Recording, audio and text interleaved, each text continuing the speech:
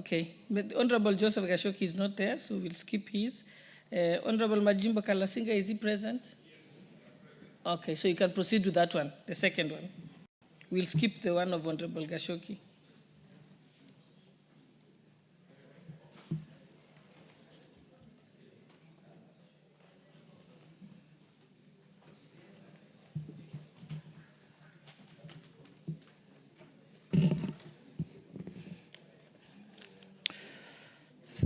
Thank you, Honorable Speaker.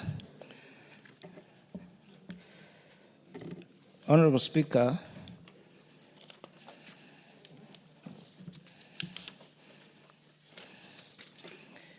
I thank you for this opportunity to respond to a request of a statement by Honorable Majimbo Kalasinga, MP, Member of Parliament of Kapichai constituency. Honorable Speaker, Nakayonjo Farmers Cooperative Society Limited is a coffee marketing cooperative society and not a savings and credit cooperative society, SACCO. Nakoyonjo AFC Limited was registered in 1958 and is situated in Makuyuni Ward, Kapichai Sub-County of Bungoma County. The cooperative has about 3,382 active members. Average production for the cooperative is 800,000 kgs of coffee. Honorable Speaker, on the theft of 25.5 million, on 1st March 2022, Nakoyonjo Farmers Cooperative Society Limited withdrew Kenya shillings 25,500,000 from Cooperative Bank Bungoma branch. The money was meant for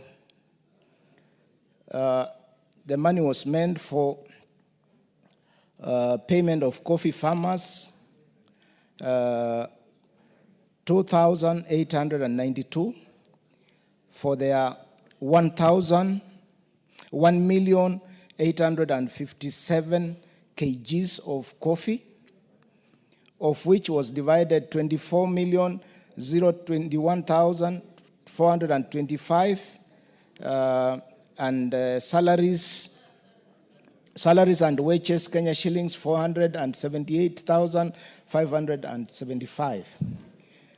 The money was transported to Bungoma Union's Ushirika Bank Kimilili branch, accompanied by 2 policemen and cooperative officials.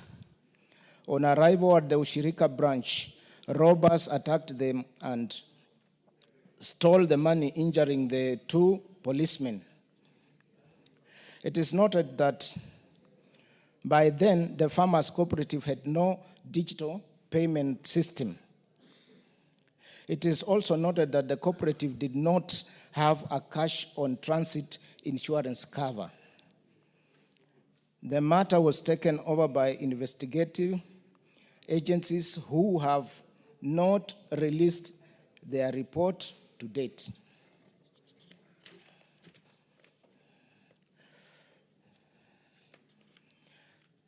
Statement on specific questions by Honorable Majimbo Kalasinga, MP, Kapichai constituency. He wanted a report on the guidelines on large withdrawals and financial security measures for SACCOs and the reasons why the management of Nakoyonjo SACCO Society withdrew Kenya shillings 25 million in cash at once instead of using electronic funds transfer or withdrawing the money in cash in small amounts for security reasons. Honorable Speaker, the general policy on cash handling applies in all cooperatives in Kenya. These include cash on transit insurance covers, armed escort, availability of storage rooms, handling of storage room, password and keys, handling of system passwords, theft by staff covers, physical security where money will be stored as it's being dispensed, CCTV cameras, panic alarms, amongst others. The amount of money transported from the bank to the cooperative premises would normally be dictated by the limit given by the insurance cover. In this case, no insurance cover was in place, and therefore, officials were negligent in the way they handled this matter. The second question, the honorable member wants to know circumstances surrounding the theft of Kenya shillings 25 million at the entrance of Ushirika Bank, the status of investigations into the incident and steps being taken to recover the stolen funds and to hold the culprits accountable. Honorable Speaker, the circumstances surrounding the theft of Kenya shillings 25 million will be established once the Directorate of Criminal Investigation releases its report. Thirdly, the honorable member wants clarification on whether cooperative societies are required to have insurance cover against theft, fraud, and other financial risks. Whether Nyakoyonjo Sacco Society was insured and that the stolen funds be indemnified.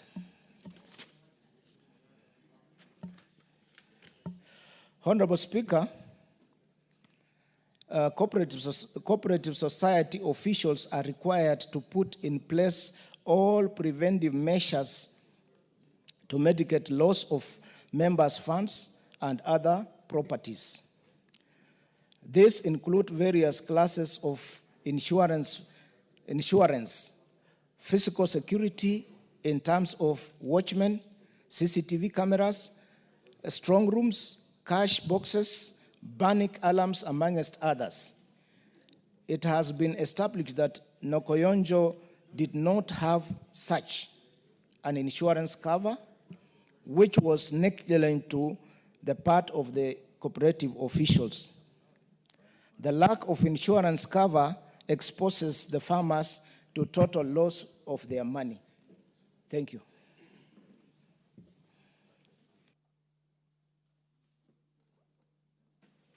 You have another statement also to respond to. Is Honorable Mary Maingi present? Okay, she's not present, so we'll skip that. Right, you can move to the next order. Yes? You want to respond? Okay. Thank you, Madam Speaker.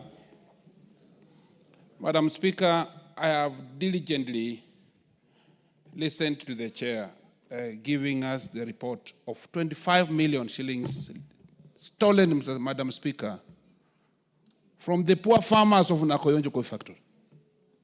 And Madam Speaker, the question is totally unsatisfactory. The statement, unsatisfactory. Because, Madam Speaker, 25 million shillings were not stolen from the farmers of Nakoyonjo. The Ushirika Bank, Madam Speaker, withdrew that money without police. They are lying. Madam Speaker, they carried the money to their office, not the farmers. From Bungoma Co Bank to Kimilili Ushirika Bank, their office. Reaching their office, Madam Speaker, as they put the money on the floor, the robbers come in and take the money. Madam Speaker, that is the case. Now, when they carried the money from the floor, no one was injured, Madam Speaker. 25 million. Madam Speaker, that huge amount of money, 25 million, is not worth to use two officers. You are not using any vehicle, a private vehicle, Madam Speaker. Finally, Madam Speaker, I want to plead with you.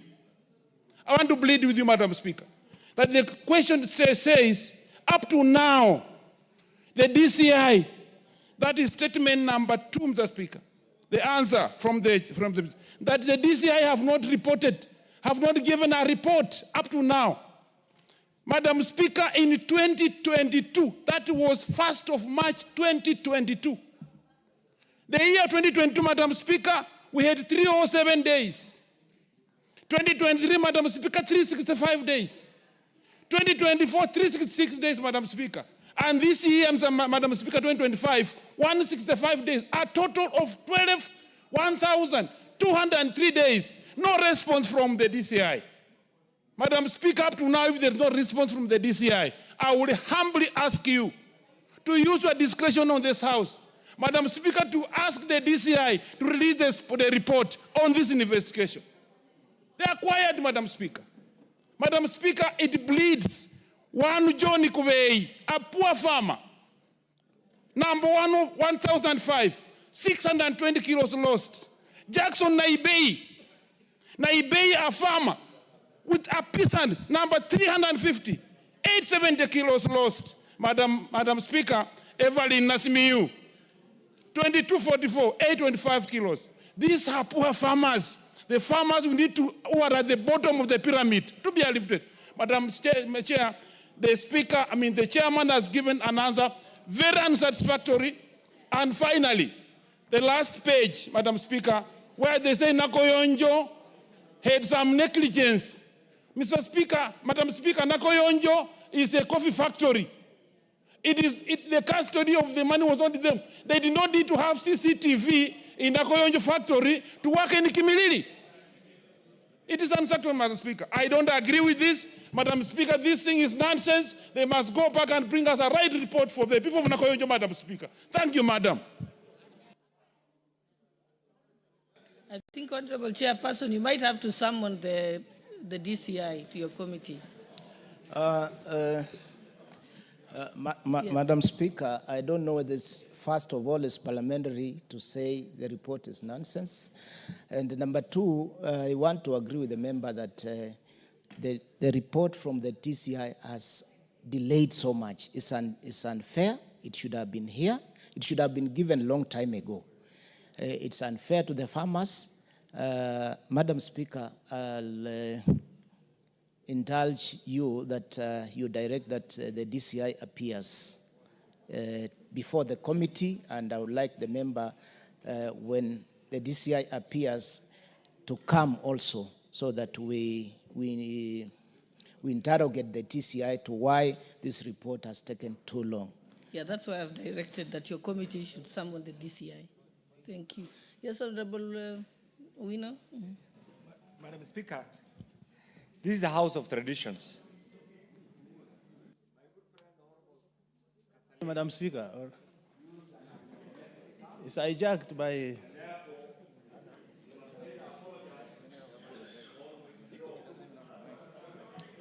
A point of order, Madam Speaker. I think the chance was mine, Honorable Member. Honorable Kainan, I was giving an opportunity to Honorable Owino. Yeah. Yes. I had not given you the floor. Thank you. How could you let me go ahead? Mine is short, Madam Speaker. I'm just wondering, because I represent farmers just like my friend Kalasinga. When a question or statement is required from chairman, and they read as it is given to them, is it really fair, the process? That's number one. Number two, farmers go through a lot of issues and a lot of difficult time. When it is time to pay them, is it in order to wait for reports? They don't need reports. They have kids to go to school. Life is very difficult for them. What they needed is money. So if we are being told that the bank did not have insurance, and the circumstances which Kalasinga was seeking for, is that the DCI is doing the investigation. As a house, really, such kind of answers, do we entertain them? And it's now 2 years. So what I'm asking, Madam Speaker, sometimes we have to look at the process through which we are pushing things. I don't think, Chairman, reporting directly from ministry is really satisfying the House. Maybe we need to turn this into questions, and we appear when we ask those statements to be there so that we can deal with them on site. Thank you, Madam Speaker. Okay, and Honorable Kalasinga, you could also start a legal action against the bank for under a civil suit for recovery. All right, let's proceed. Next order.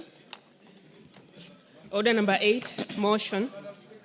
Consideration of nominees to 10 National Government Constituencies Development Fund committees.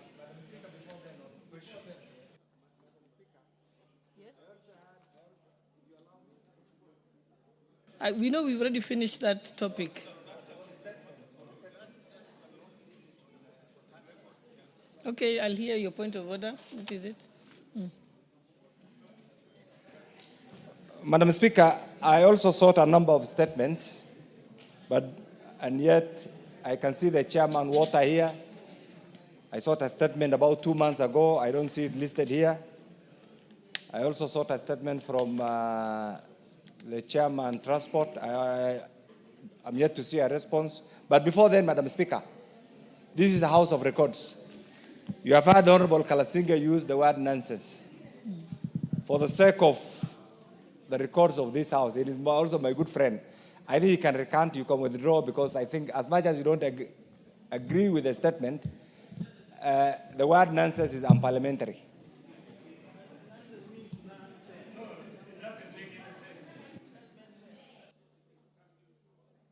Yes, Honorable Kalasinga. Thank you, Madam Speaker. Madam Speaker, the Michael West Dictionary of the word, something that does not make sense, Madam Speaker, is called nonsense. So, Madam Speaker, I meant that this report does not make sense to the people of Nakoyonjo.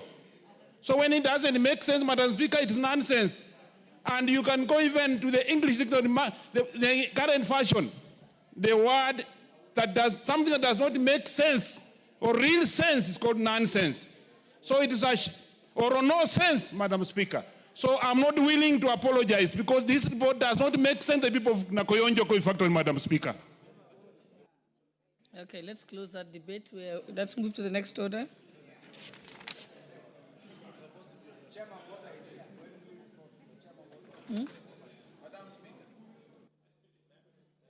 Yes, Chairperson Voter, you want to respond to Honorable Kainan? Okay.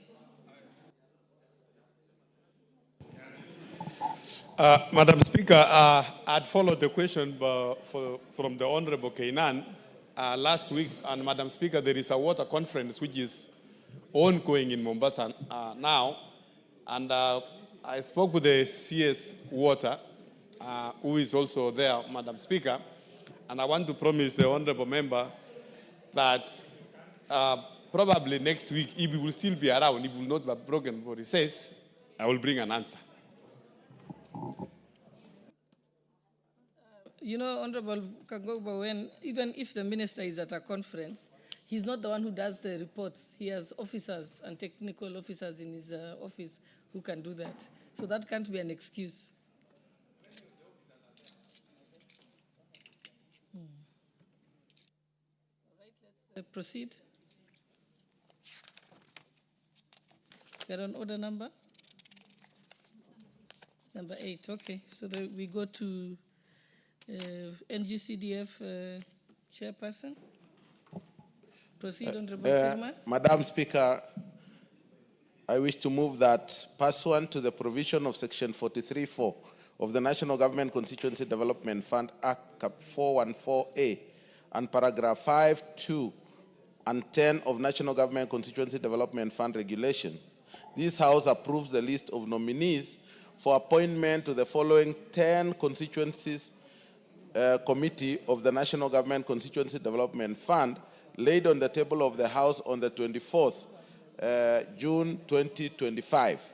Mr. Speaker, Balambala constituency, Bomet Central constituency, Isiolo North constituency, Kisumu East constituency, Laisamis constituency, Makueni constituency, Madare constituency, Sabatia constituency, Saku constituency, and Bamachoge constituency. Madam Speaker, I want to confirm that already with these numbers of 10 which have been put in play, which I'm moving today, gives us a total of 288 constituencies which have been presented and approved by this House. Of course, the 10 which have not yet been approved as yet, but 231 constituencies have been gazetted by the Attorney General, Madam Speaker. Also, I want to urge the Member of Parliament for Kuria West and the Isiolo South to bring those names so that we complete the list of all the CDFCs in the various constituencies. Madam Speaker, this is a very important part of the CDF Act, where the CDFC do act based on their gazettement. They cannot act in any way apart from being gazetted. Otherwise, they are illegal entities as they are. Madam Speaker, I beg to move and ask Honorable Kasim Tandaza to second. Thank you, Madam Speaker. As read by our chairman, the committees are the ones who run the NGCDF kitty, contrary to what most people believe, that it is the members of parliament who run this. This is as per the act and as the necessary regulations. It is therefore important that the committees are in place, given that the previous committee's mandate expired.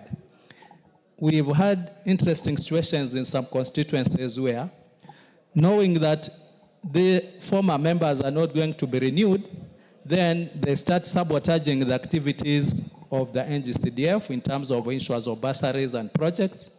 And some even tend to do illegal withdrawals and transactions, knowing that they will soon not be in the office. For that matter, it is so important that we have these committees in place, and I therefore second. Thank you, Honorable Speaker.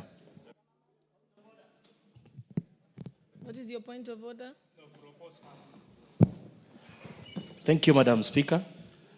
I am seeking a clarification from the chair which Bomachoge constituency he was referring to, because he just said Bomachoge.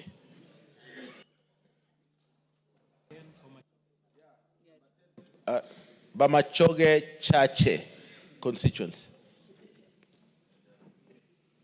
Honorable members, I propose the question that pursuant to the provisions of Section 43(4) of the National Government Constituencies Development Fund Act, Cap 114A, and paragraphs 5, 2, and 10 of the National Government Constituencies Development Fund regulations, this House approves the list of nominees for appointment to the following 10 constituency committees of the National Government Constituency Development Fund, laid on the table of this House on Tuesday, 24th June, 2025.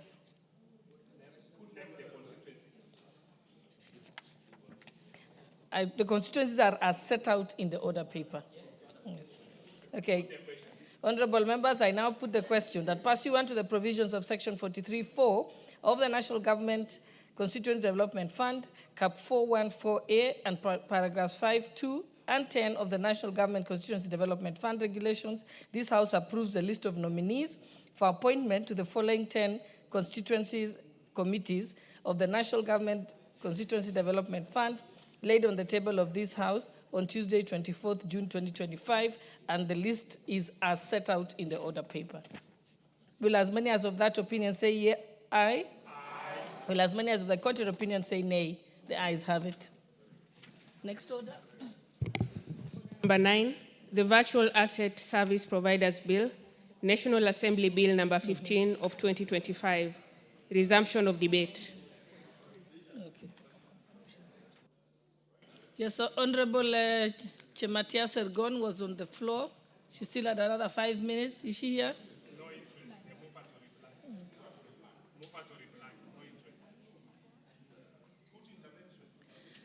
You know, Honorable Pukose, you're getting into the habit of when I'm conducting the House from here, you're busy. Yeah, yes, no, you've been doing that. You did that yesterday.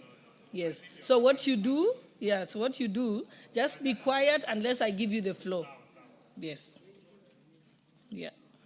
Any members who want to contribute to this can put the intervention button. Press the intervention button. I can see Honorable Sir George Murugara. Did you want to respond to this? Honorable Murugara, did you want to respond to say anything? Okay. I see nobody on the intervention button. Yeah, so I'll allow the mover to reply. She was just here. Let's see.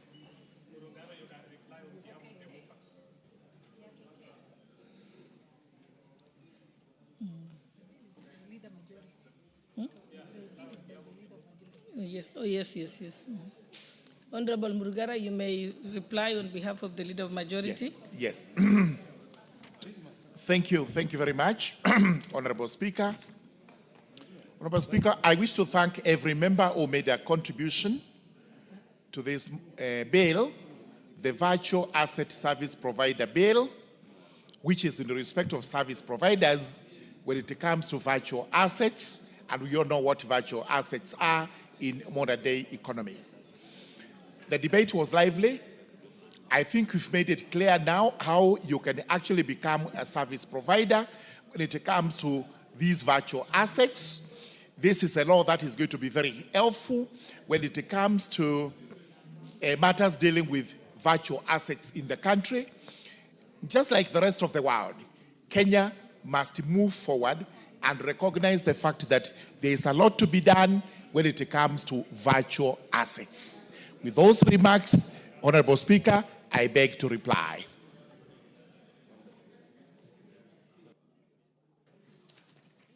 Honorable members, I now put the question that the Virtual Asset Service Providers Bill, National Assembly Bill number 15 of 2025, be read a second time. Will as many as of that opinion say aye? Aye. Will as many as of the contrary opinion say nay? The ayes have it. A bill for an act of parliament to provide for the legal framework to license and regulate the activities of virtual asset service providers and for connected purposes. Order number 10, motion, ratification of the agreement establishing the European Bank for Reconstruction and Development.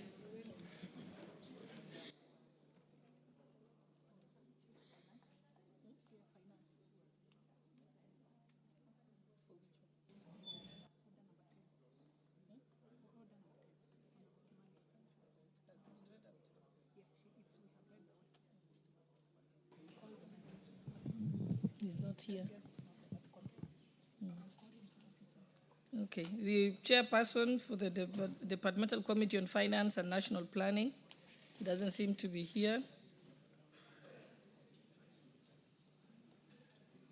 So I think we'll skip that, isn't it?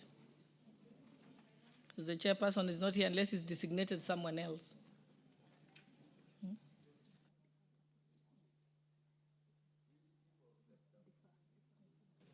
Okay, we shall defer it, and then let's move to the next order, please. Order number 11, the Constitution of Kenya Amendment Bill, National Assembly Bill number 4 of 2025, second reading. Mover of the bill. Who's the mover of the bill? Okay, you may proceed, Honorable Omolo.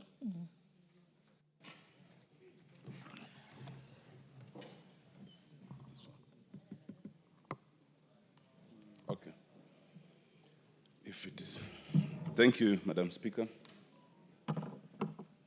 Madam Speaker, I wish to move the bill as per the order paper, and in so doing, I want to say the following.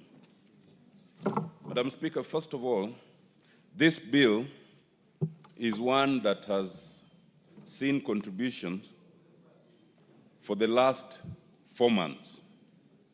As per the Constitution, a bill to amend the Constitution and as per our standing orders cannot... Honorable Omolo Otiende, could you just move it first as is on the order paper? Thank you, Madam Speaker. Madam Speaker, I wish to move... I don't have the order paper. Could I get a copy of the order paper? Yeah. Get for me the order paper. Give him the order paper.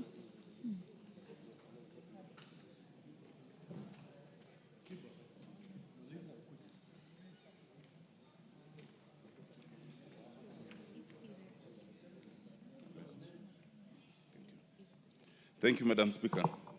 Madam Speaker, I wish to move that the Constitution of Kenya Amendment Bill, National Assembly Bill number 4 of 2025, be read a second time. Madam Speaker, as the members know, this bill has been with us for the last 4 months, and it has undergone immense public participation, immense contribution by the members because of its importance. It is our hope, and it is my hope, Madam Speaker, as the mover, that this then will actually constitute the first amendment to the Constitution in the last 15 years. Madam Speaker, in terms of public participation, and as I mentioned in this House, this bill has seen the greatest public participation in terms of any bill or in terms of any amendment in the last 15 years. And a total of 224,000 persons contributed to this bill. Madam Speaker, in terms of support, this bill obtained the highest amount of support at 98.5%.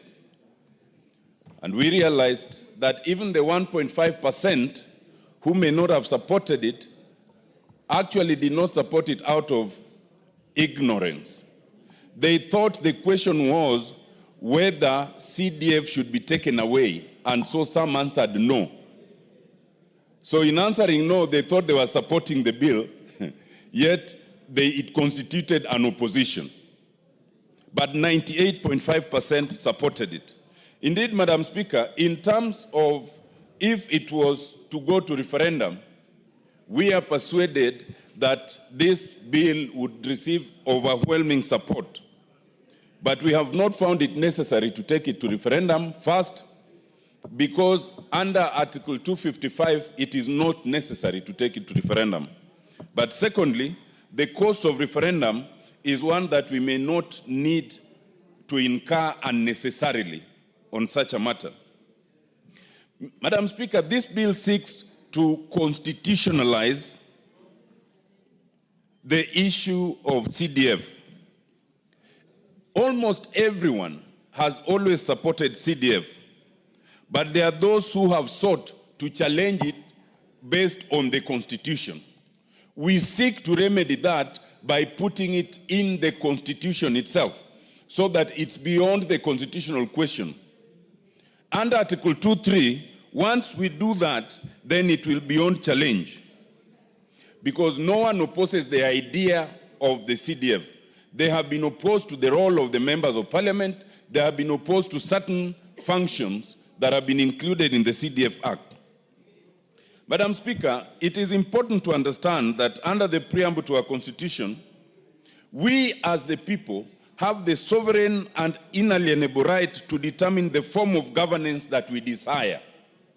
That form of governance is as captured in the Constitution, but it is also as we may desire and amend the Constitution from time to time. We believe that it is time to entrench the idea of CDF in the Constitution. A Constitution is not the Bible, as summarized in the 10 Commandments. A Constitution is a working document that can be adjusted, it can be changed as the people may desire.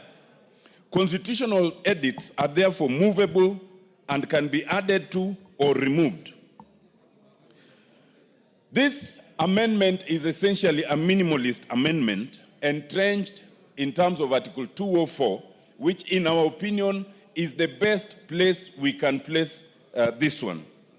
It entrenches the three funds as captured in the document, and for the avoidance of doubt, two things. One, it only relates to matters which are within the exclusive jurisdiction and functions of national government, not any of the functions of the counties.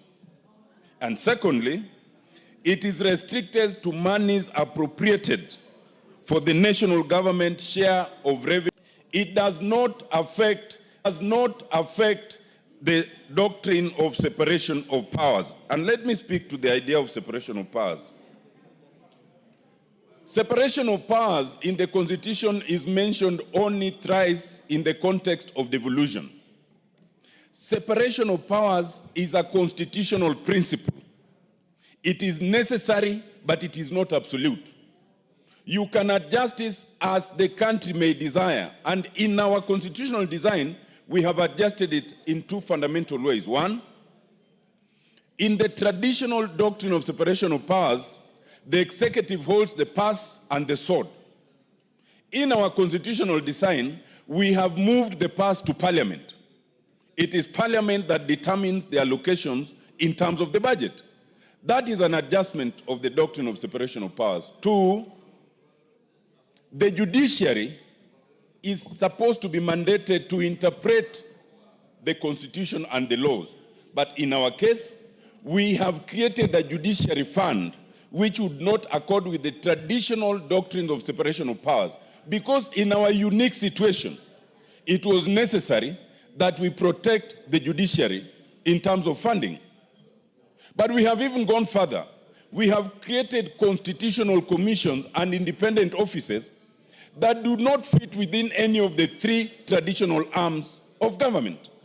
So all those who usually come and sing separation of powers in respect of CDF should be able to tell us, how does these three things accord to separation of powers? Separation of powers is a doctrine that was considered hundreds of years ago and cannot tie our hands in this day and age if it is necessary. But of great importance is that the idea of CDF as provided for in this bill does not offend separation of powers. Madam Speaker, it is also important to understand devolution versus decentralization. There are those who think that because we have devolution, any decentralized funds are then unconstitutional because they are affecting devolution. That is not so. A keen reading of Article 6 and Article 10 requires that even those functions given to national government need to be decentralized. And that's why we have decentralized funds in terms of roads. We have decentralized funds in terms of women, enterprise, youth, and Uwezo. And therefore, and no one has ever challenged any of those decentralized funds, there can be no challenge to decentralization in terms of CDF as long as it is within the function of national government as provided in this bill. Madam Speaker, there's a common misconception by some governors in the thinking that if you kill CDF, then you will get more funds to the counties and therefore they will have more funds to use. I do not want to speak to what governors do with their funds for now. But I want them to understand that even if you did not have CDF, these funds will not go to counties. They will remain at the national government level. And if they remain at the national government level, we will be going back to where we were decades ago, where for any member of parliament to even enable construction of a toilet in a school, you will have to seek the appointment with the president and tell him, Mr. President, I need 400,000 to construct a toilet in Chianda Primary. For all the members of parliament who are here, that will not be possible. And that will be taking us to the centralization of power that we are trying to avoid. But of greater importance, even if this money were to be given to the counties, it should be understood that it will not be used for the purposes for which CDF is currently in use. Counties are restricted to ECDs in terms of education and village polytechnics. Counties cannot have the authority to construct any classroom, any dormitory, any laboratory, or even any fencing anywhere. So anyone opposing this should think that who then will have that responsibility of helping our primary schools, our secondary schools, our universities? It should be understood that the bursaries that we are currently providing for within CDF will not be given by the counties. Counties cannot give bursaries beyond ECD and village polytechnics. And in fact, as we speak, there's a High Court order stopping counties from issuing any such bursaries. It should be understood that the effort that we now have of helping the judiciary help Kenyans access justice by constructing courts will not be possible. As we speak, about 40 courts have been constructed through the use of CDF, the first of which I am proud was in my constituency in Rarieda. It should be understood that counties cannot help in construction of police stations because police stations, in terms of security, belongs to national government. It should be understood, Madam Speaker, that the idea of solarization of energy that many constituencies have undertaken in schools will not be possible. In terms of fishing, and because I come from a fishing community where we even provide for speedboats and all through the committee, that will not be possible. Madam Speaker, of importance, the history of this bill is that it is founded on the National Dialogue Committee. The National Dialogue Committee, the first phase of which Honorable Murugara and I chaired, and the second phase that was co-chaired by our leader of majority, and Honorable Kalonzo Musyoka, expressly recommended the entrenchment of CDF in the Constitution. And to the extent that the NADCO report is a reflection of the wishes of Kenyans, we are merely agents of implementation of those wishes. Madam Speaker, I think that it should be understood, and the report is here, we had public participation, which was immense, which was widespread, and it is encapsulated in this 500-page document by the greatest number of Kenyans who have ever participated. Madam Speaker, I think there's not much more to say on this, except to say that it is in keeping with the wishes of Kenyans. It is in keeping with the doctrines of constitutionalism. It is in keeping with the desire to decentralize power in terms of what we have called imperial powers of the presidency. It is in keeping with the service to our constituents in terms of representation that the national government constituency fund should be entrenched. And we have studiously avoided use of the word development because some people have an issue with the idea of development. We are focusing on decentralization of the funds and the functions. The details of how all these three funds will be implemented will come in subsequent legislation. There can be nothing unconstitutional in terms of entrenching these funds. Madam Speaker, I wish to call upon the Honorable George Murugara to second. Thank you, Madam Speaker. Honorable Gigi Murugara. Thank you very much, Madam Speaker.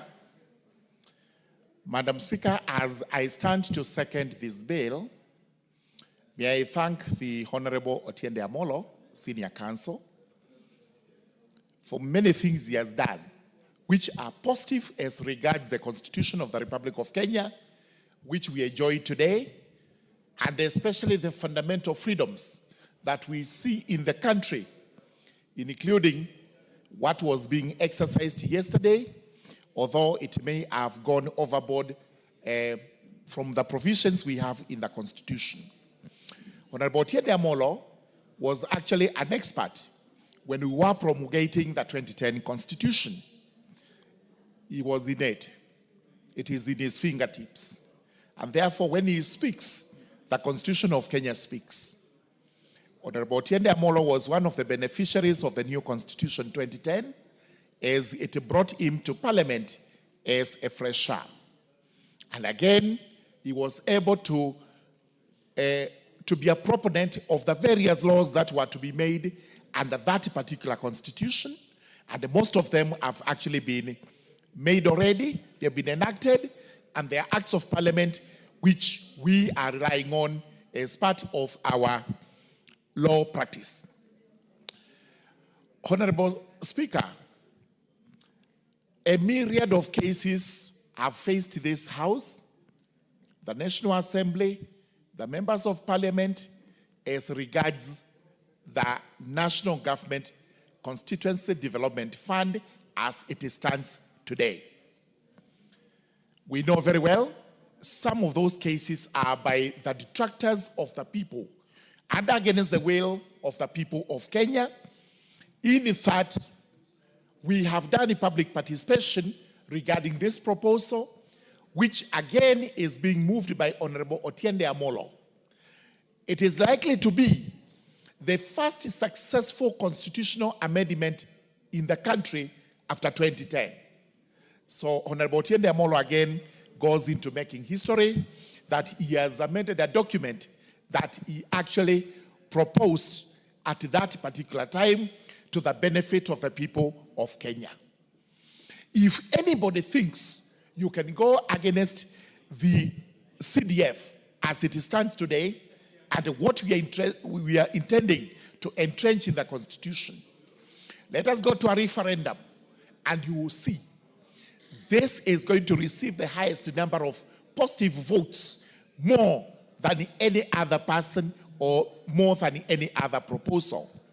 The net effect is this: Kenyans are fully in agreement with what this House is doing, which is to actualize in law, in the good norm of the country, the highest law on the land, that CDF now needs to sit pretty in there against any challenges by detractors, including the so-called Council of Governors. Let us solve this problem once and for all, honorable members. There isn't anything new we are going to say today, apart from speaking even on behalf of the women members of Parliament in this country, in this House, that the Affirmative Action Fund, which we are also entrenching, need not bring you any worries, because there is a provision for national legislation where the money is going to be split, and not any other money, the money belonging to national government. We are not touching the county allocation. We are not touching any other money. It's purely after division of revenue. We go to the part that is going to national government so that these monies are divided as appropriate. The same goes for the Senate Oversight Fund, which even if they have any issues, we would tell them, let us pass this constitutional amendment. If there are any issues, we will be going to that as soon as we have the three funds entrenched in the Constitution. The Gen Zs usually talk about positive vibes.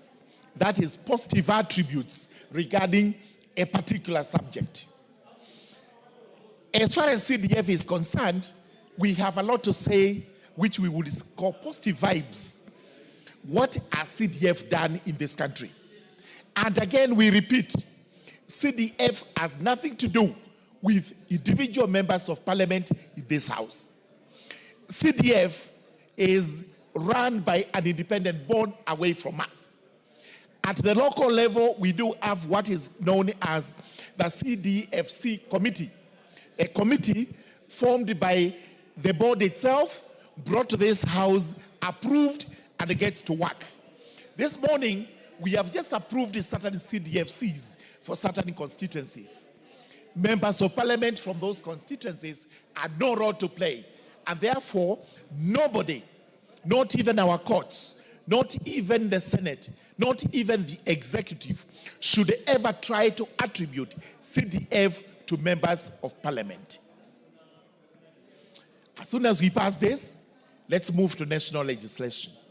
It is here that we will determine the percentages of the national government revenue which will go to the three funds. This is going to be fair, it's going to be just, and we will bear in mind the fact that if you want to see development today, look at CDF. I can assure you, we have counties, including my own county, Tharaka Nithi, that will receive not less than 6 billion. But compare the little I get, the little the other two members of parliament get, and you will see that we outshine the county government in spite of the small amounts of money, which do not exceed anything that more than 450 million for the three constituencies. While the county is getting over 6 billion, which is supposed to develop such a small county into what it should be. So, honorable members, I urge you to support this bill. Let us debate it soberly. Let us inform Kenyans what we are doing. And in any event, I am sure Kenyans are watching and they are in full agreement with us that what we are doing here is actually what they want us to do, what they want to see, so that we can have, especially the rural constituencies, which do not have a lot to talk about. This is the only money that is visible down in the rural constituencies. This is the only money that goes to save poor children who are in school. They do not have any means of paying school fees, but here is money from the government that goes into assisting them. And many, many other things we have done. Let it be bursaries, let it be classrooms, let it be chief's offices, security police posts. We have done all these so that Kenyans can enjoy services closer to them. I agree with Honorable Tiende Amolo. We have even gone on to build courts so that we can bring judicial services closer to the people. All this is not done by members of parliament. We are only oversights. Our work is to oversight what happens. It is an entity known as the Constituency Development Fund Committee that does everything. Ours is to oversight, is to ensure that the monies are actually spent as budgeted. With those very many remarks, allow me, Madam Speaker, to beg and second this particular bill. Thank you very much, Honorable Speaker. Very well. Honorable members, I therefore propose the question that the Constitution of Kenya Amendment Bill, National Assembly Bill number 4 of 2025, be read a second time. Honorable Rindikiri Mugambi. Thank you, Madam Speaker. I rise to support this bill, and I want to congratulate the mover for articulating the issues of law surrounding this bill. Madam Speaker, if there is any activity that is close to the people, that binds the government and the people together, is CDF. The Gov, binding our dear women folk in this country because of what our women reps are doing in this country with that fund. Madam Speaker, we know for sure the senators are very keen to enhance their oversight responsibilities at the county. I therefore stand to support this bill because by so doing, we will be acknowledging what the Kenyan public did during the public participation. Madam Speaker, during the public participation, In Bori constituency, for example, where I come from and I represent, there were only 2 people who opposed the enactment of these amendments. Why? 2 of them were activists who did not understand the difference between decentralized funds and the devolution. And I want to thank Honorable Tiede Amolo for setting the record straight, and I'm sure I'm going to give the answer to those 2 specific people. Madam Speaker, CDF has performed since inception marvelously very well. Madam Speaker, we are beneficiaries of the CDF in this House as members of Parliament. Mr. Speaker, through CDF, the families that were not able or are not able to educate their children, they have survived through CDF. Madam Speaker, this is the best managed fund as far as I understand. Madam Speaker, CDF is run by a committee, and each project is run by a project management committee who are representatives of the people. So the members of Parliament are not there. We only go to oversight. But we are also members of the public in our own light. And therefore, we are very keen to see that it becomes successful. Madam Speaker, the Public Works is always investigating how these projects are being implemented, whether they are quality projects or not. Madam Speaker, this is the fund that is audited by 2 arms, internally and also externally. And these reports are brought to this out, Madam Speaker.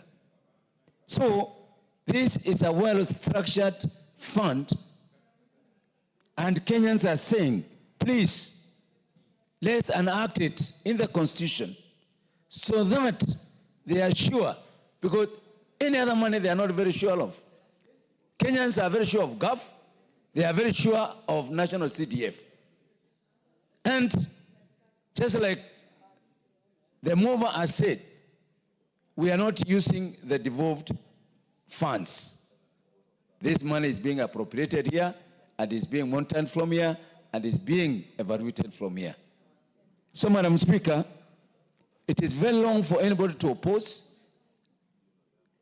the amendment, because if we drop this for whatever reason, which I don't think whether it is going to be dropped, is going to pass anonymously, we are giving Kenyans an opportunity to enjoy the national government services.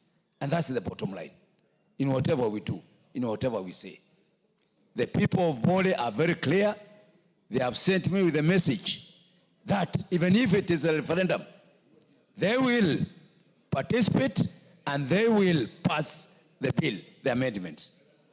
And I want to believe the other members equally have been sent with the same message. So, Madam Speaker, without wasting a lot of time, I stand to support this amendment, and I have now on record that I've delivered the message of the great people of Bori to this Parliament that the national CDF should be enacted fully as per the proposed amendment. I thank you, Madam Speaker.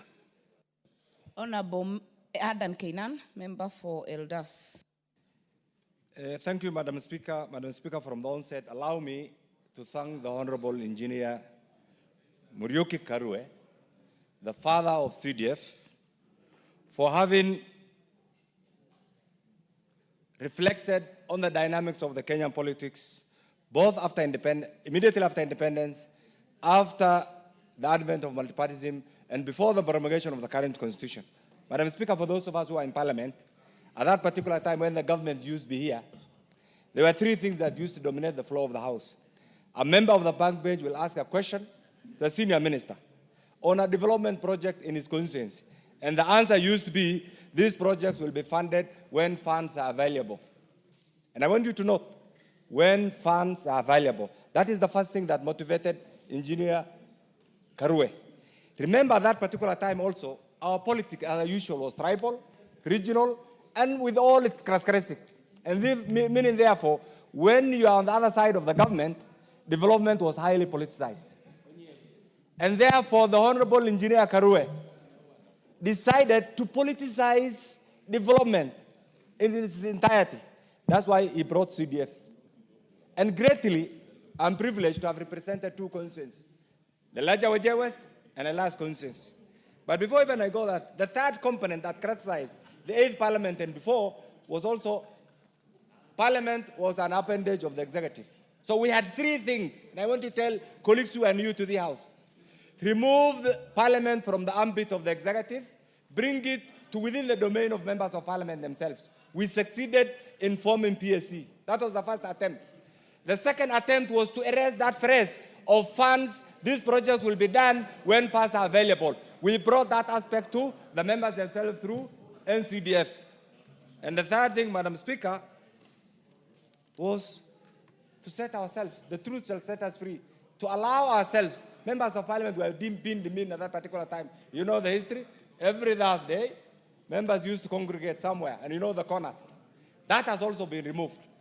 I want to tell you today, this is your time, and I want to thank also the Honorable Otene Amolo, the Honorable Chepkonga, and all the other great brains who have persistently pushed for this constitutional amendment.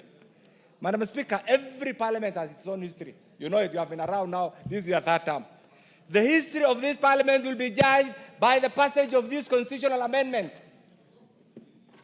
If we don't pass this, and I will tell you, Madam Speaker, there are caucuses who have contributed hundreds of millions to fight these amendments. And I want members to hear this. There are caucuses that have contributed tens of millions to fight four things. To fight equalization, they have succeeded. Equalization is no more. And even those of us who fought for the inclusion of that particular clause today, we are ashamed. 12, 13 years after the promulgation of the current constitution, there is nothing tangible that we can say is a product of equalization in our regions. The second bit, Madam Speaker, out of ignorance, they have decided to fight NCDF. And I'm glad that Honorable Amolo has alluded to this. I want to ask them wherever they are. NCDF is not going to get even a fraction of the devolved funds. It's going to get, the allocation is already provided, the formula is already provided for. The third thing that they have done, they are against the empowerment of our county MPs, the NGAF. What is more important than empowering our county MPs? They represent constituencies, and the framers of the current constitution were not fools to have special seats for our ladies. Those who are fighting the enactment of this are, remember, they are fighting the majority of the Kenyan voters who are the women. The third thing, Madam Speaker, is to create an illegal niche for one of the houses. That doesn't, it will only come. I am a fervent supporter of the Senate. But we must also support and believe in the constitutional role of each of the houses. We shall not allow anybody to demean the role of the National Assembly, just like we will not allow anybody to demean the role of the Senate. That is constitutionally enshrined. Madam Speaker, the other piece that we must also understand is why did we move, in the governance history of this country, we have had different stages of attempting to decentralize development. When you decentralize development, Madam Speaker, there are a number of things that come to the fore. One, we have political decentralization. We also have administrative decentralization. We have the DOs and this. In the politics, we also have the counties. But we have economic decentralization, Madam Speaker. And this is one area that also CDF also comes in. And what is the essence of this, Madam Speaker? Is to do away with something called disintermediation. Meaning, therefore, the different layers, and you can see the level of corruption, the level of incompetence, the level of bureaucracies, to remove that intermediation, Mr. Speaker, so that the CDF funds go direct from the national coffers to the constituency. And that spurs development. That brings about equity. That brings about development. And I want to ask you members, can you imagine Just reflect on your conscience. And I will tell you this. I was a young member of parliament when I was first elected on an opposition ticket during the Kanu time. My constituency then, Wajir West, didn't have even a single secondary school, Madam Speaker. It took me almost a year through Harambes to come up with a first secondary school. But since then, you can see it's obvious. Through CDF, you get the same development. I want to ask you, and I want this to go also on record, those members of the current National Assembly who will not be available for the passage of this constitutional bill, as the father of this house, I shall take the trouble of naming you and shaming you as people who are not pro their constituency development. We want you to cancel all your assignments wherever you are. Come and vote for this critical motion that will continue to empower the local people. Madam Speaker, I want to say this. CDF or NCDF remains the most popular development agenda in our country. And that has clearly been demonstrated by the public participation. Who is anybody else to fight NCDF? It is our time now, as the Honorable Omolo has rightly put it, to put this in perspective so that these obvious litigants, Madam Speaker, and it's their right to go to court, will also appreciate that the legislative powers of the people of Kenya rest with Parliament, the National Assembly. And this must also be supported, Madam Speaker. Madam Speaker, the other thing, there are people who are trying to equate. There's a policy called the pork barrel policy in America, in the Congress. Ignorant people who do not understand the legislative history of Congress have equated NCDF to pork barrel policy in Congress. No, I want to tell them and I want to educate them. The pork barrel policy came up as a result of the end of the Second World War, Madam Speaker. It's one of the tools the congressional great minds have used to allow the member, a congressional person, leader, to have certain oversight funds at their disposal, not managed by the congressional leader, but managed by that office to deal with certain emerging pertinent issues in that particular congressional district. But CDF is completely different. CDF is not managed by the Member of Parliament. The Member of Parliament remains just the MP for the constituency. But this is managed by an entity, a legal entity called the National CDF Board, through their own structures. Where does the Member of Parliament come in? And therefore, there's no correlation, there's no semblance between pork barrel policy in Congress and NCDF. And those who want to equate this are ignorant of the history of Congress, are ignorant of the history of NCDF, and are also have not applied their minds to the true intention of NCDF, Madam Speaker. Madam Speaker, the other bit that we must also understand is that we are politicians. I am a politician in every aspect. I think politics, I sense politics, I reflect on politics, Madam Speaker, and I act politically. Nobody shall intimidate you. If you are allowed to be intimidated, then you are in the wrong field. Can you go back to your farm and become a farmer? If you have opted to be in this field, make sure you stand for the right of your voters. And that is the only thing that when time comes, you either exit or you decide to do other things, you will be remembered by your conscience that this is what you have contributed. Madam Speaker, finally, I represent a constituency called, and you know it, you have been around, called Eldas. It's almost, it was created at the same time when also devolution came in. I want to challenge the role, the critical contribution NCDF has made to my constituency Eldas and what the devolved funds have done. And when you put the same on a scale, you will give NCDF 99.9% and you will give the role of the devolved funds 1%. Can that be substituted? The answer is no. I stand here to support this critical amendment and urge you, wherever you are, come out from your cocoons, support this amendment this afternoon so that tomorrow it goes to the president, Very well. Honorable Irene Mayaka. Thank you, Honorable Speaker. Honorable Speaker, I also stand to support these particular amendments, which include Section 204, Part A, B, and C, that seek to entrench the National Government Constituency Fund, the Senate Oversight Fund, and the National Government Affirmative Action Fund into the Constitution. And Honorable Speaker, I do this because, one, I have witnessed what CDF has been able to do for our people.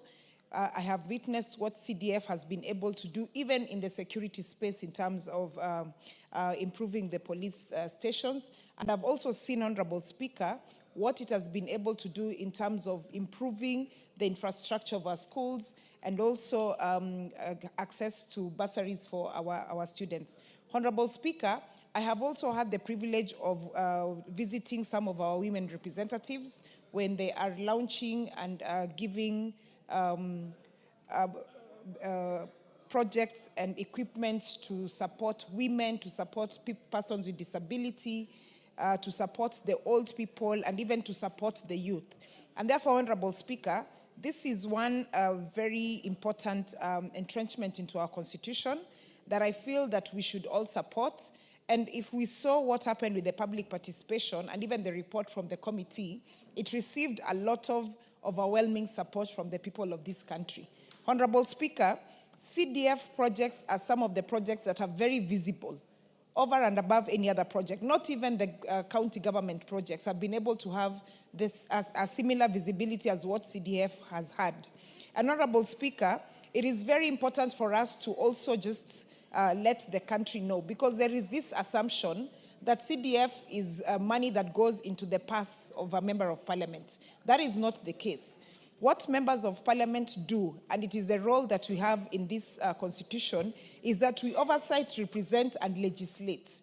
And when we go back to our constituencies, even I, who is a nominated member of parliament, I have a right to go and see what CDF has been able to do. And that is what the members of parliament have been able to do. They do not have direct access to CDF. And this needs to come out very clearly. Honorable Speaker, it is also very important to put it out there, and the mover of the bill did mention this, that even if this money that is actually gotten from monies appropriated from the government share of revenue as divided by the Annual Division of Revenue Act of Article 218, it is very important to note that even if this money is not allocated to CDF or to NGAF or to the oversight fund for the senators, it is not going to go to any other place. This money will not help any other person. So it's very important for all of us to support that aspect again. And Honorable Speaker, I also just want to say this, because for our senators who are, and they do not have any funds to enable them to be able to perform any of the roles that are included for them under the Constitution. Because, Honorable Speaker, these very vulnerable and affirmative action groups, I'm talking about the women, the persons with disability, and the youth, if we are not able to ensure that they do have allocations to projects that can be able to assist them, then nobody will be able to be. Honorable Speaker, just the other day we were visiting Migori County, and I saw folks were being given tents and chairs. They were being given hairdressing equipment, machines, even posho mills. You know, Honorable Speaker, these are things that are really helping people to be able to even generate income for themselves. Because we do not want to be legislators who are giving the community fish to eat. We want to be able to enable our communities to be able to fish for themselves before they eat. That way, we are actually developing the nation in the right direction. So, Honorable Speaker, so that I may allow other colleagues to also speak to this, I just want to really encourage and just speak to the whole country to really support the entrenchment of this in the Constitution and to fellow members as well, so that we do not have continuance and constant issues where we keep having people going to court to try and stop these very noble funds to take effect. So that we do have a seamless process where they are able to do what it is they're supposed to do. With those few remarks, Honorable Speaker, I support and I submit. Thank you. Honorable Wachira Karani. Thank you, Madam Speaker, for giving me this opportunity to contribute towards this bill. The Constitution of Kenya Amendment Bill, National Assembly Bill number 4 of 2025 by the Honorable Dr. Atiende Amoro, Senior Counsel, and Honorable Samuel Chepkonga to entrench it in the Constitution. I want to start by saying I support Hori and thank them for thinking of this noble idea. Where I come from, Madam Speaker, in Laikipia, in the past we used to be attacked by bandits from our neighbors, so much that the area people were even contemplating moving out of the place.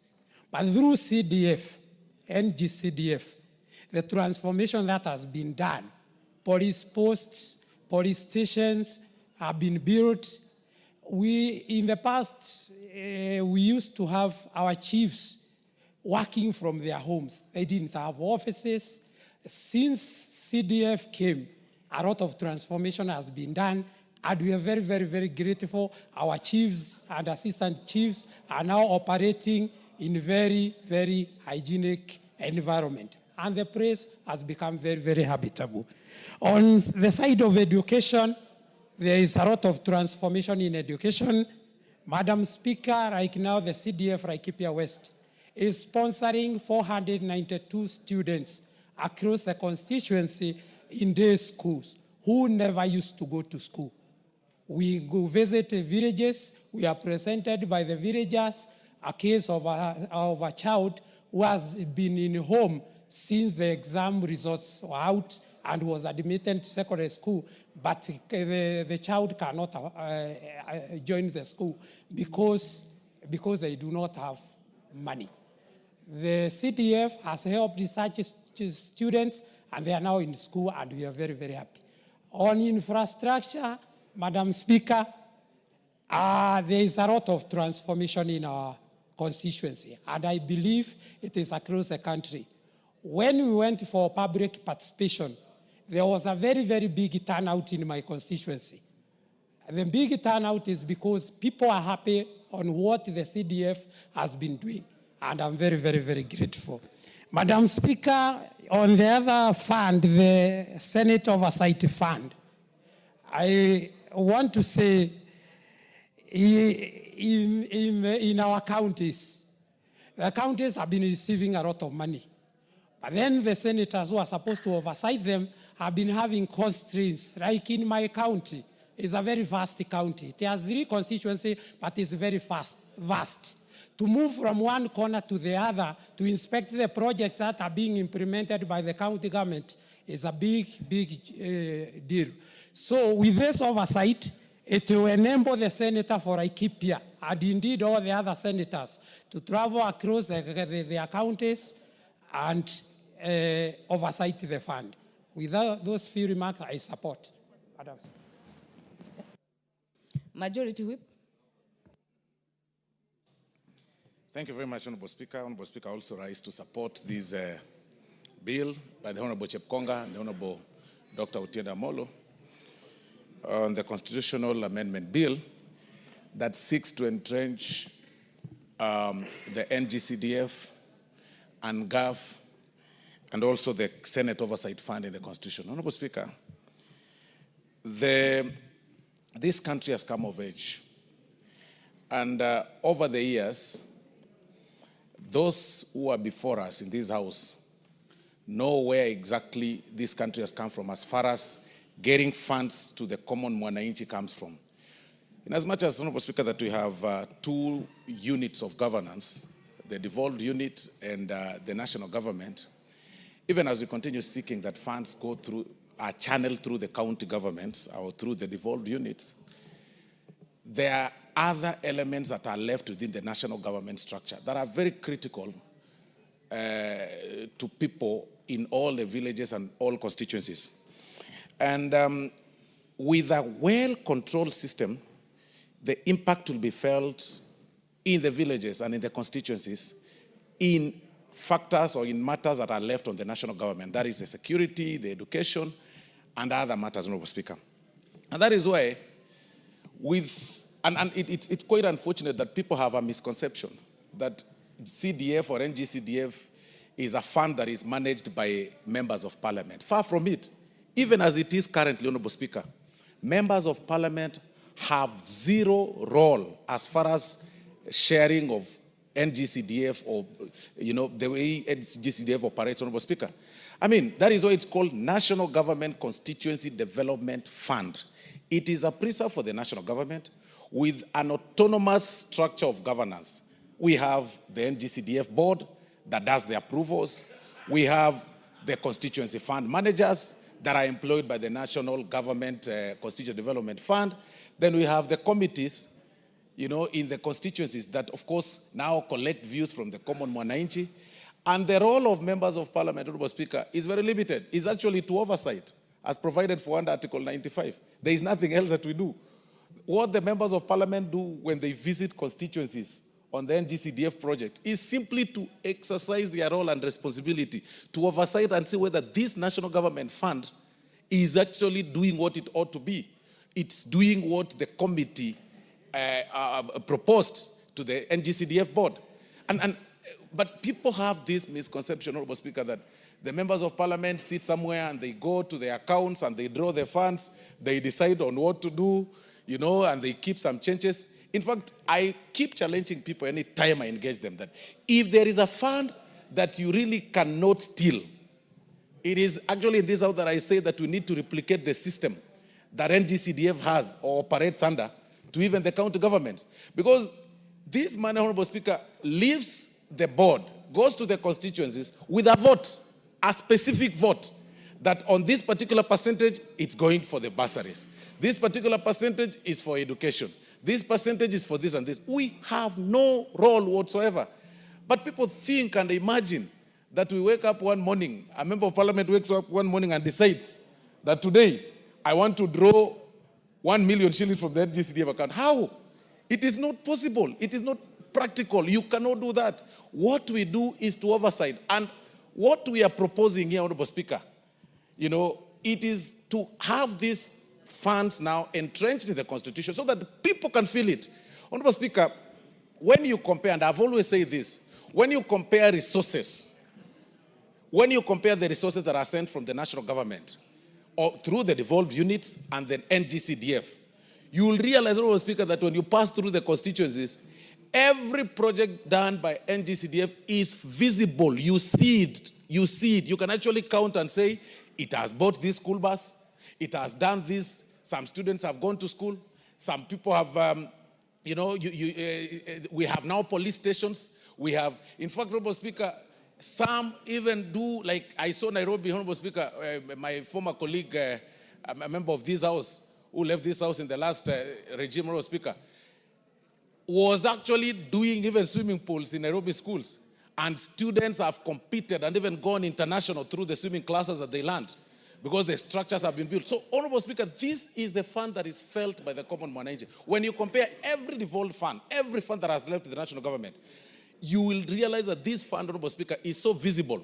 And that is why some people, some very weird quarters, Honorable Speaker, are viciously fighting that this fund does not get to the common mwananchi because they know that when it gets to the common mwananchi, they'll have no grasp. They'll have no ground to stand against,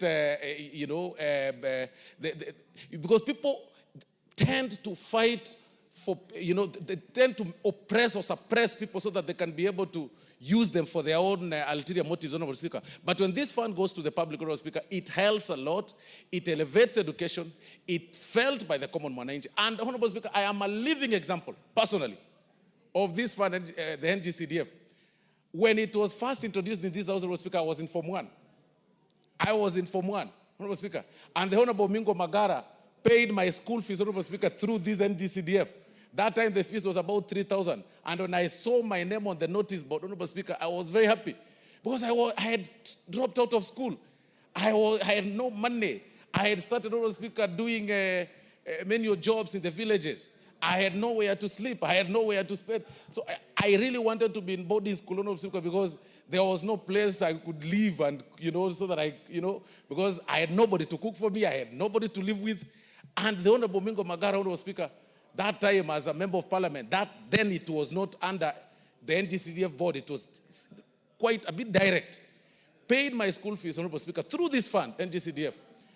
Although it has, over the years, it has, been repealed now to what it is today. this is the time that this House needs to stand firm and support this particular bill so that this fund is felt, Honorable Speaker, in the Constitution. Then there is also the NGAF fund, Honorable Speaker. Honorable Speaker, women play a critical role in the societies. When you move around the counties, Honorable Speaker, you will actually see, in as much as the resources they get are meager, at about 6 million per county, or 8 per constituency, 42 million per county, or 50 or 60 million, you will see, we've seen water tanks, we've seen bursaries. They try to balance these resources and exploit them properly, and it's felt, it's quite visible compared to what we send in billions to the county governments, Mr. Speaker. If there is a fund, again, that we must support, that it should be raised even higher, it is the NGAF fund, even as we entrench it in the Constitution, so that you see it, it's practical. Also, because we have water challenges all over in the country. We are not able to tap on natural, water that through the rains. But these ladies, the ladies that patronize these amounts, Mr. Speaker, have been able to give tanks across the schools. Kids are not now being sent to, they're not being sent to the rivers, Honorable Speaker, for matters to fetch waters through the rivers and everything, because we are taking advantage of the rainwater, Honorable Speaker. So if there is another section of fund that we really must support, is the NGAF that our gracious ladies have been patronizing over the years, Honorable Speaker. And finally, Honorable Speaker, when we talk about the oversight, the reason why the oversight, the Senate looks crippled is because they are really not well resourced. You call governors who control billions of money to reprimand them. They look at you as paupers, and because you have nothing. Even going to the counties, Honorable Speaker, to see what the funds, the devolved funds are doing is a challenge to the senators. They struggle to get to the counties. There is no special budget for that to go to the counties so that they can be able to see. The other day I saw senators, Honorable Speaker, in one of the counties when they visited some hospital, Honorable Speaker, and they really displayed quite disturbing images of patients sleeping, sharing beds, 3 patients, women sharing beds, Honorable Speaker, maternity wing. It's a very sad situation. We need to empower the senators. We need to give them the oversight fund so that when they see these things, Honorable Speaker, they can be able to work on it. So with those very, very remarks, Honorable Speaker, I beg to support and urge members to appear in the afternoon in large numbers and vote for this particular bill so that we can be able to see meaningful development in our society. Thank you very much, Honorable Speaker. Dr. James Newcall, member for Seme. Thank you, Madam Speaker, for giving me this opportunity. Madam Speaker, this bill seeks to entrench in the Constitution the National Government Constituency Development Fund, the NGAF, and also Senate oversight. Madam Speaker, this CDF has done what has not been done by many, many other funds. But those who have been going to court on and off against this fund and the other decentralized funds, the argument is that this is actually against the devolution. But they should remember that the CDF is part of the national component of the revenue, so that when we are sharing, even if it was to be abolished, it would not go to the counties. It would still be part of the national government fund that will be used in the national government. Madam Speaker, people have talked about separation of powers. The role of MP, as we know, is representation, legislation, and oversight. But if you look at what the MP's role in CDF, even the MP's role of the Senate, it will be purely oversight. That is what MPs do. CDF itself has a clear structure where there's no participation by the MP, by the constituency MP at all. It has the national board, which is just representation like all other boards. And we vet the chair here, just like we vet the chairs for all other boards and all other sagas in the national government. So that is still part of our job as legislation. It has a constituency committee, and we really don't take part in the constituency committee at all in structural way. We may try like anybody else to see who gets there, but it's still in the hands of the deputy county commissioner. People apply if they're going to be members of that committee. The deputy county commissioner actually chairs the meeting, and then the people are picked. The member of parliament has no role at all. Madam Speaker, when you go to the project management committee, the PMC, in fact, that may be the reason why CDF is in particular is very, very popular. Because once the money gets to the constituency, the money coming to the constituency, it comes clearly what it is going to do, what vote is going to do. Earlier before that, of course, there is public participation where people decide what they really want to be done in their areas. And once that decision is made, the money that comes from the board comes directly for that. And when you go to the project management committee, the project management committee is actually purely the people, the constituents themselves. They are managing it, and this is one of the strengths of this fund. Madam Speaker, the truth is, the MP has no role. In fact, if the deputy county commissioner, who is also part of this, if the manager, the chairman of the constituency committee of CDF and the fund manager decide that you won't even know what they are doing, what role as an MP would you have? None at all. And actually, the truth is, this fund can run without the member of parliament there. So in that context, I don't see the issue that people have with it. And if you look, people say, oh, some people have claimed this is just pocket money for the members of parliament. How does this money even get in your hands? Once the money is gone to the project management committee, before the payment is made, members of the committee, and if it is a school, for example, and the head of the school is a secretary or chair of that committee, they are actually signatory. The MP is not a signatory anywhere at all. So I don't see why it is claimed that this is really money for the MPs. But why is it fund popular, Madam Speaker? One is access. There is no single fund that I've seen that actually the people have access to as much as a CDF. Madam Speaker, once there is a problem, maybe a school dormitory is banned or something, the members of the community will see the chair of the committee. They will sit. The MP has no role there at all.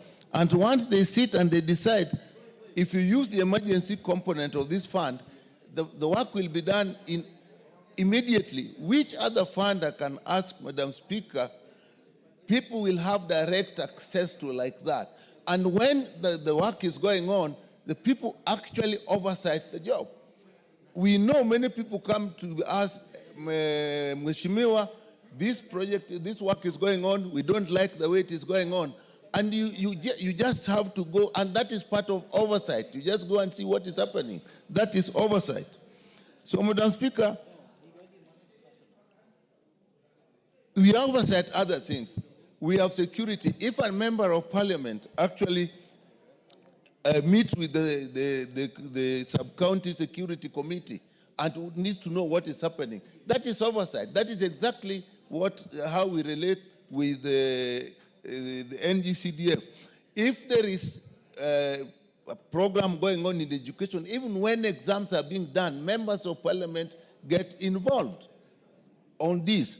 So, Madam Speaker, I do not see how this thing actually we can be accused, MPs can be accused of owning, using as they wish the NCDF money.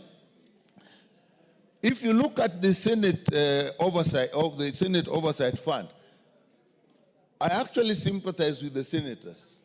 They have a huge area, as well as the women represented. They have a huge area which they have to oversight. Now, you cannot come to this parliament as a woman representative or go to the Senate as a senator and start legislating, and you have no opportunity, no ability to go to the constituency and find out what exactly is happening. How will they work? So if we actually give, the senator and the woman representative have money, this is what they need. Because otherwise, it will just be a talk shop for them. They have to go and see what is happening.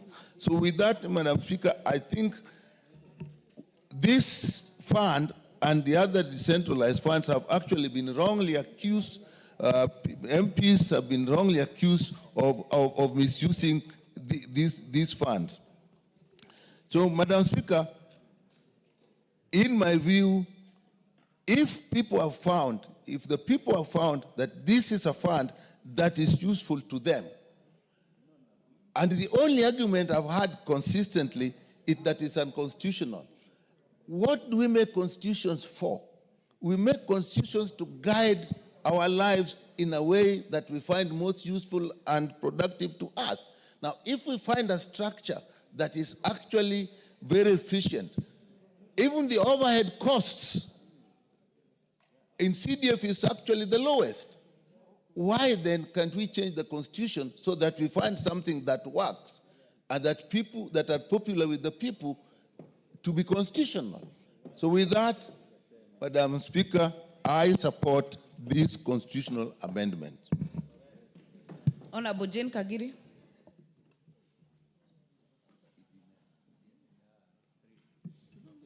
Thank you, Honorable Speaker, for giving me an opportunity to support this amendment.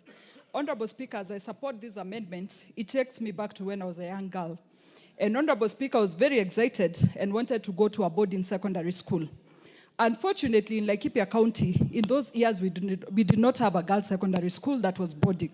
So my parents had to take me to another county to study for my secondary education. Years later, I kept wondering what had caused us not to have schools in our area.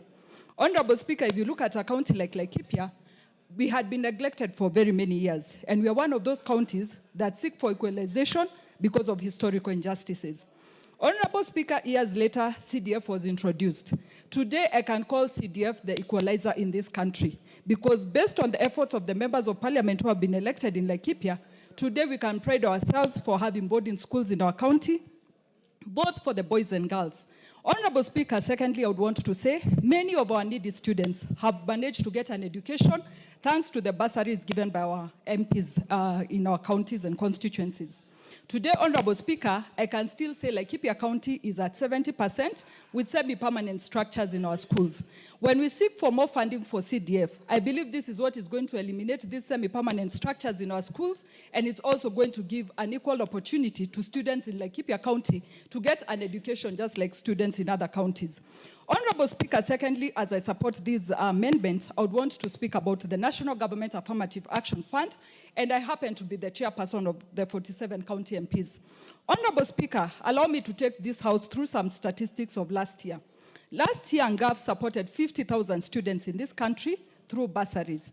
50,000 may look like a small number, but I would want us to picture 50,000 children getting an opportunity in this country. That is almost a whole constituency of people. Honorable Speaker, my question becomes, what if we had more funding to the National Government Affirmative Action Fund? I believe we'd be speaking of hundreds of thousands of students whom we have given an opportunity. In my own county of Laikipia last year, I managed to send 430 students for TVET training. And again, another 362 for catering classes. Today, I look back and think, these are students I have given a fishing line that rather than giving them a fish which they are going to keep coming back to. Honorable Speaker, these are opportunities that create empowerment for our people and give an opportunity to our young people. Honorable Speaker, speaking of last year again, we had around 3,000 groups supported through the National Government Affirmative Action Fund. Honorable Speaker, this may look again like a small number, but picture women, youth, persons with disability who have a source of income every day thanks to the funding that this National Government Affirmative Action Fund is giving them. Honorable Speaker, we are able to empower people with trolleys, we're able to empower them with shaving kits, we're able to empower people with tools of trade that can give them success in their businesses. Honorable Speaker, my final example would be last week when I was in Nanyuki. I managed to give my labor group that sits in Nanyuki town a concrete mixer. Honorable Speaker, my thought is that from that, these people will empower themselves, they will grow. In the future, they'll be the owners of buildings in that town. Honorable Speaker, I believe as women reps, we also want to ensure clean drinking water for our people. Unfortunately, again, our funding is too little to ensure that every school has a water tank, to ensure every administration institution has water tanks, so that when our people go to be served, they can be served with clean water and resources that will ensure they continue living in better conducive conditions. Lastly, Honorable Speaker, based on the Education Act, we are only allowed to issue sanitary towels to our students in basic education. But Honorable Speaker, you and I know the secondary students are the ones who are even more in need of sanitary towels. Again, our resources cannot cover all these students. That is the basic education as well as the secondary students. Again, Honorable Speaker, with an increased allocation for the National Government Affirmative Action Fund, we are going to be able to give more of our children sanitary towels and to ensure our girls remain in schools as they are supposed to remain in schools. Finally, Honorable Speaker, we are not just seeking for an increment. We are seeking for a consideration of a percentage of the national revenue. So as we progress on this amendment, we as the women representatives are seeking for 2.5% consideration of the national revenue as an allocation to NGAF, which is going to ensure that we support our women, our youth, and our persons with disability. Honorable Speaker, I support and I submit. Thank you. Thank you. Member for Kitui Central, Dr. Makali Mulu. Yeah, thank you so much, Honorable Speaker, for this opportunity. Honorable Speaker, I want to join my colleagues in supporting this constitutional amendment. But before I get to the details of the bill, let me appreciate the movers of the bill, Honorable Dr. Uchenda Moro and Honorable Chepkon. Honorable Speaker, I want just to provide some statements of fact so that those who are following us in terms of this debate know what we are discussing. Honorable Speaker, this bill, if you look at it, proposes introduction of three funds. That is the National Constituency, National Government Constituency Fund, the Senate Fund, and the GAF. Honorable Speaker, in terms of sharing resources in this country, we have two levels of government. We have the national government and we have the county governments.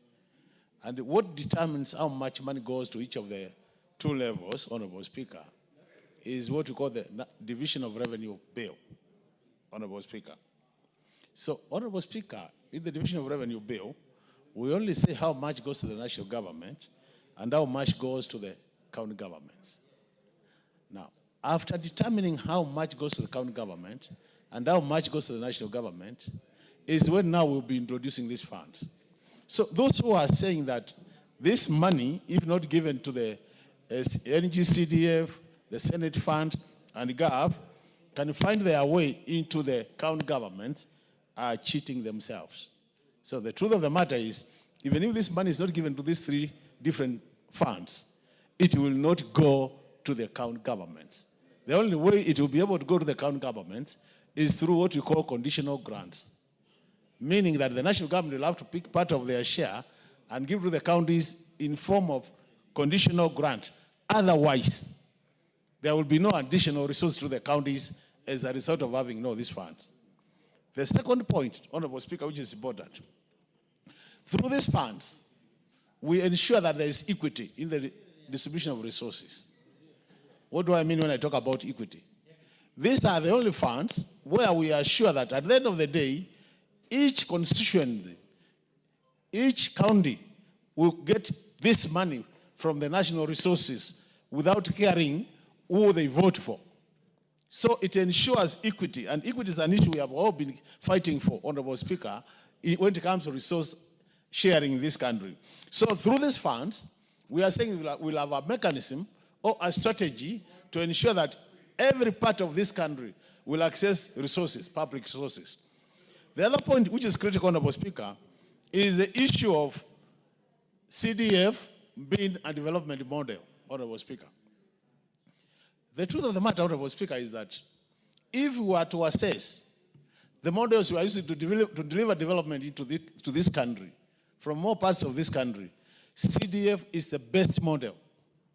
And that has been proved beyond any reasonable doubt, Honorable Speaker.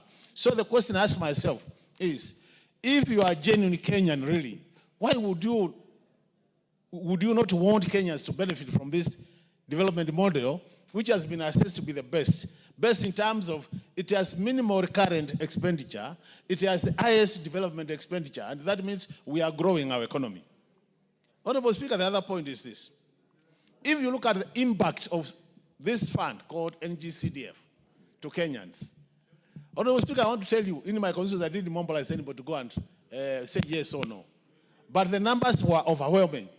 People on their own choice decided to go out there and make sure that they say NGCDF must stay, because it has had the highest impact to our people in terms of educational, infrastructural development, in terms of bursaries to our students and more so the needy students. And I want to specifically single out orphans in this country. Honorable Speaker, at the same time, this program called NGCDF has also assisted our security sector in providing the infrastructure for our security officers. So, if you look at the issue of highest impact in terms of positive impact to the Kenyans, this fund emerges as tops. And it's on the basis of that, Honorable Speaker, we are saying any right-thinking Kenyan should be able to supporting enrichment of this fund in the Constitution, because it will help more people in the country and improve the lives of our people. The other point, Honorable Speaker, is the issue of public participation. The current act, the current NGCDF Act, Honorable Speaker, says every 2 years you conduct public participation so that you are able to identify which programs and projects should be funded to benefit our people. So, matters public participation is required in our Constitution, Honorable Speaker. I also adequately catered for in these funds that our people are able to come up there and say this is what we want to do, and on the basis of that, you have targeted development, meaning you are funding what the people are saying is their priority number one in whichever location they are in. And that is on that basis, Honorable Speaker, that I support these three funds. So, Honorable Speaker, without really belaboring the point, we are saying that I want to urge my colleagues to support this constitutional amendment, and we can only prove that we are in support of this by availing ourselves in the afternoon, so that the required 2/3, Honorable Speaker, we do not even achieve 2/3, we actually achieve 100% in support of these three funds. That will help this country and will be moving in the right direction. So colleagues who are out there and who are watching us or listening to us, make sure by 2:30 we are all full house so that we support these important three funds. And by that time, Honorable Speaker, then we'll be helping this country. With this many remarks, Honorable Speaker, I support. Thank you so much. Very well. Honorable members, I see there is a lot of interest. Though we have 10 minutes per member, if we can try and shorten it, more people will speak. We cannot do that by the standing orders. It has to be personal conviction to take short time. Member for Kitutu Masaba, Honorable Gisairo. Thank you, Honorable Speaker. Firstly, let me start by congratulating and thanking Honorable Tiende Amolo and Samuel Chepkonga for bringing this bill to this House. Honorable Speaker, the Constitution of 2010 had very good intentions on devolution. However, it didn't foresee a point where we are going to create 47 demigods. People who control funds, but funds that does not reflect in the lives of the people. Honorable Speaker, the 47 demigods know that they cannot be summoned by this House.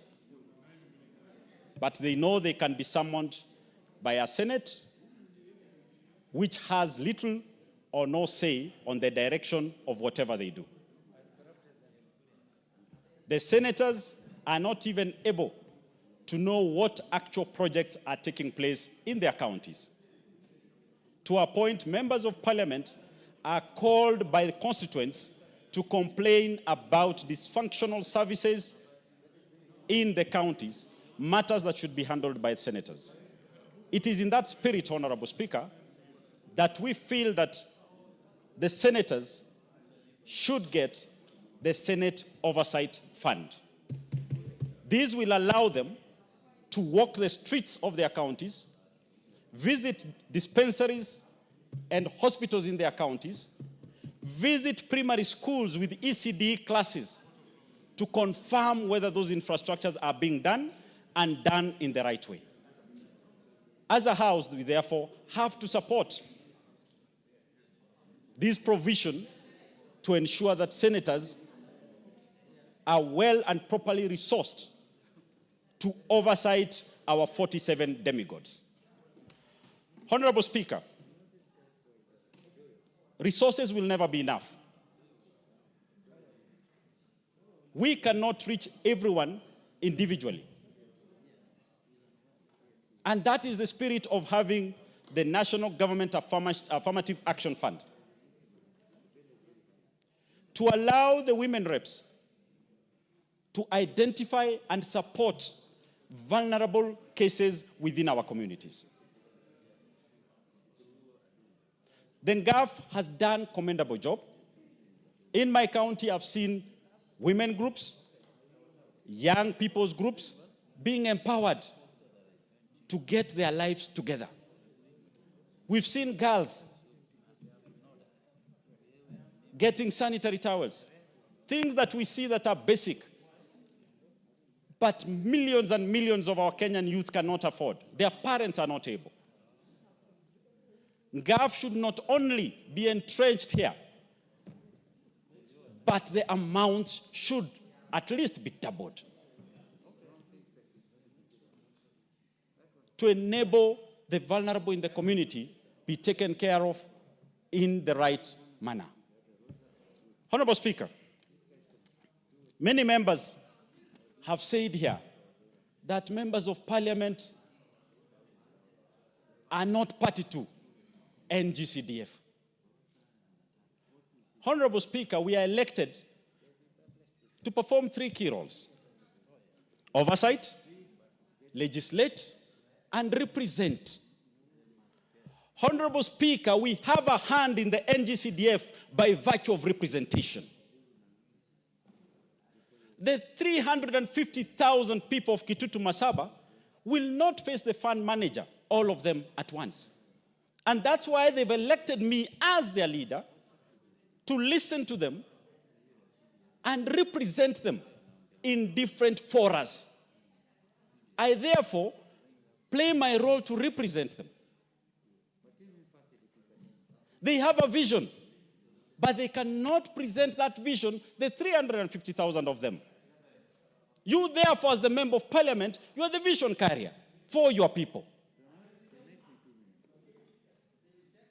We will therefore continue playing our role of representing our people to the board and to the CDFCs. Honorable Speaker, if there is a fund that is properly structured, I sit in the select committee of CDF. It is this fund. Money goes to the board. the board sends the money to the constituency CDFC's main account. From there, the money does not go to the contractor. It goes to the project management committee account, which has a representation of the local community where the project is going to be done. Those members of that community are the signatories. Honorable Speaker, this is the fund that touches the poor. It is the fund that speaks the language of the poor. Today, while we talk here, we are not talking as members of parliament. We are carrying the voices of the millions of the people we represent. Honorable Speaker, we will not allow that this country goes to a point where the member of parliament of Kitutu Masaba, who is elected on the opposition side, cannot be able to get classrooms for the children of Kitutu Masaba. We are not going to go back where we begged certain institutions for our people to get the very basic. Education is basic. Classrooms are basic. Bursaries are basic. We are not going to allow a point where we have to go back to nil, seeing loyalty for our people to get what is their right. NGCDF has brought equity to this country. NGCDF should fought for by all of us and by the people who are forever taking it to court, who only appear in the villages carrying bottled water once in a blue moon to attend a funeral and cannot even sleep in those villages. We are the ones who carry those children of the poor, children who do not have pampers. We are the ones who carry them, look them in the eye, and see the dream in their eye. For those who sit in Nairobi, sit in the courts, well-ventilated offices, do not tell us what the people go through. We are the ones who know what the people go through. We are the ones who know the dreams of the poor young child. It is our responsibility as a House, all members, to show up today. Because if you do not show, we'll put you in the bracket of the aloofness that is represented by the people active in courts. Honorable Speaker, I would like to end there and say that I support this bill because with this bill, our children have a future. Thank you, Honorable Speaker. Honorable Agnes Pareyo.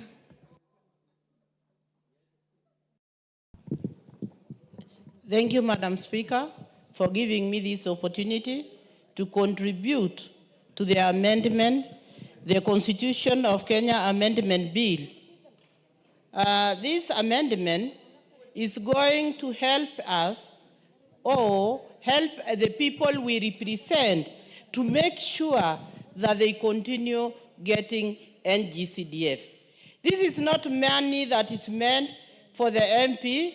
This is money that has really made a difference in our constituencies.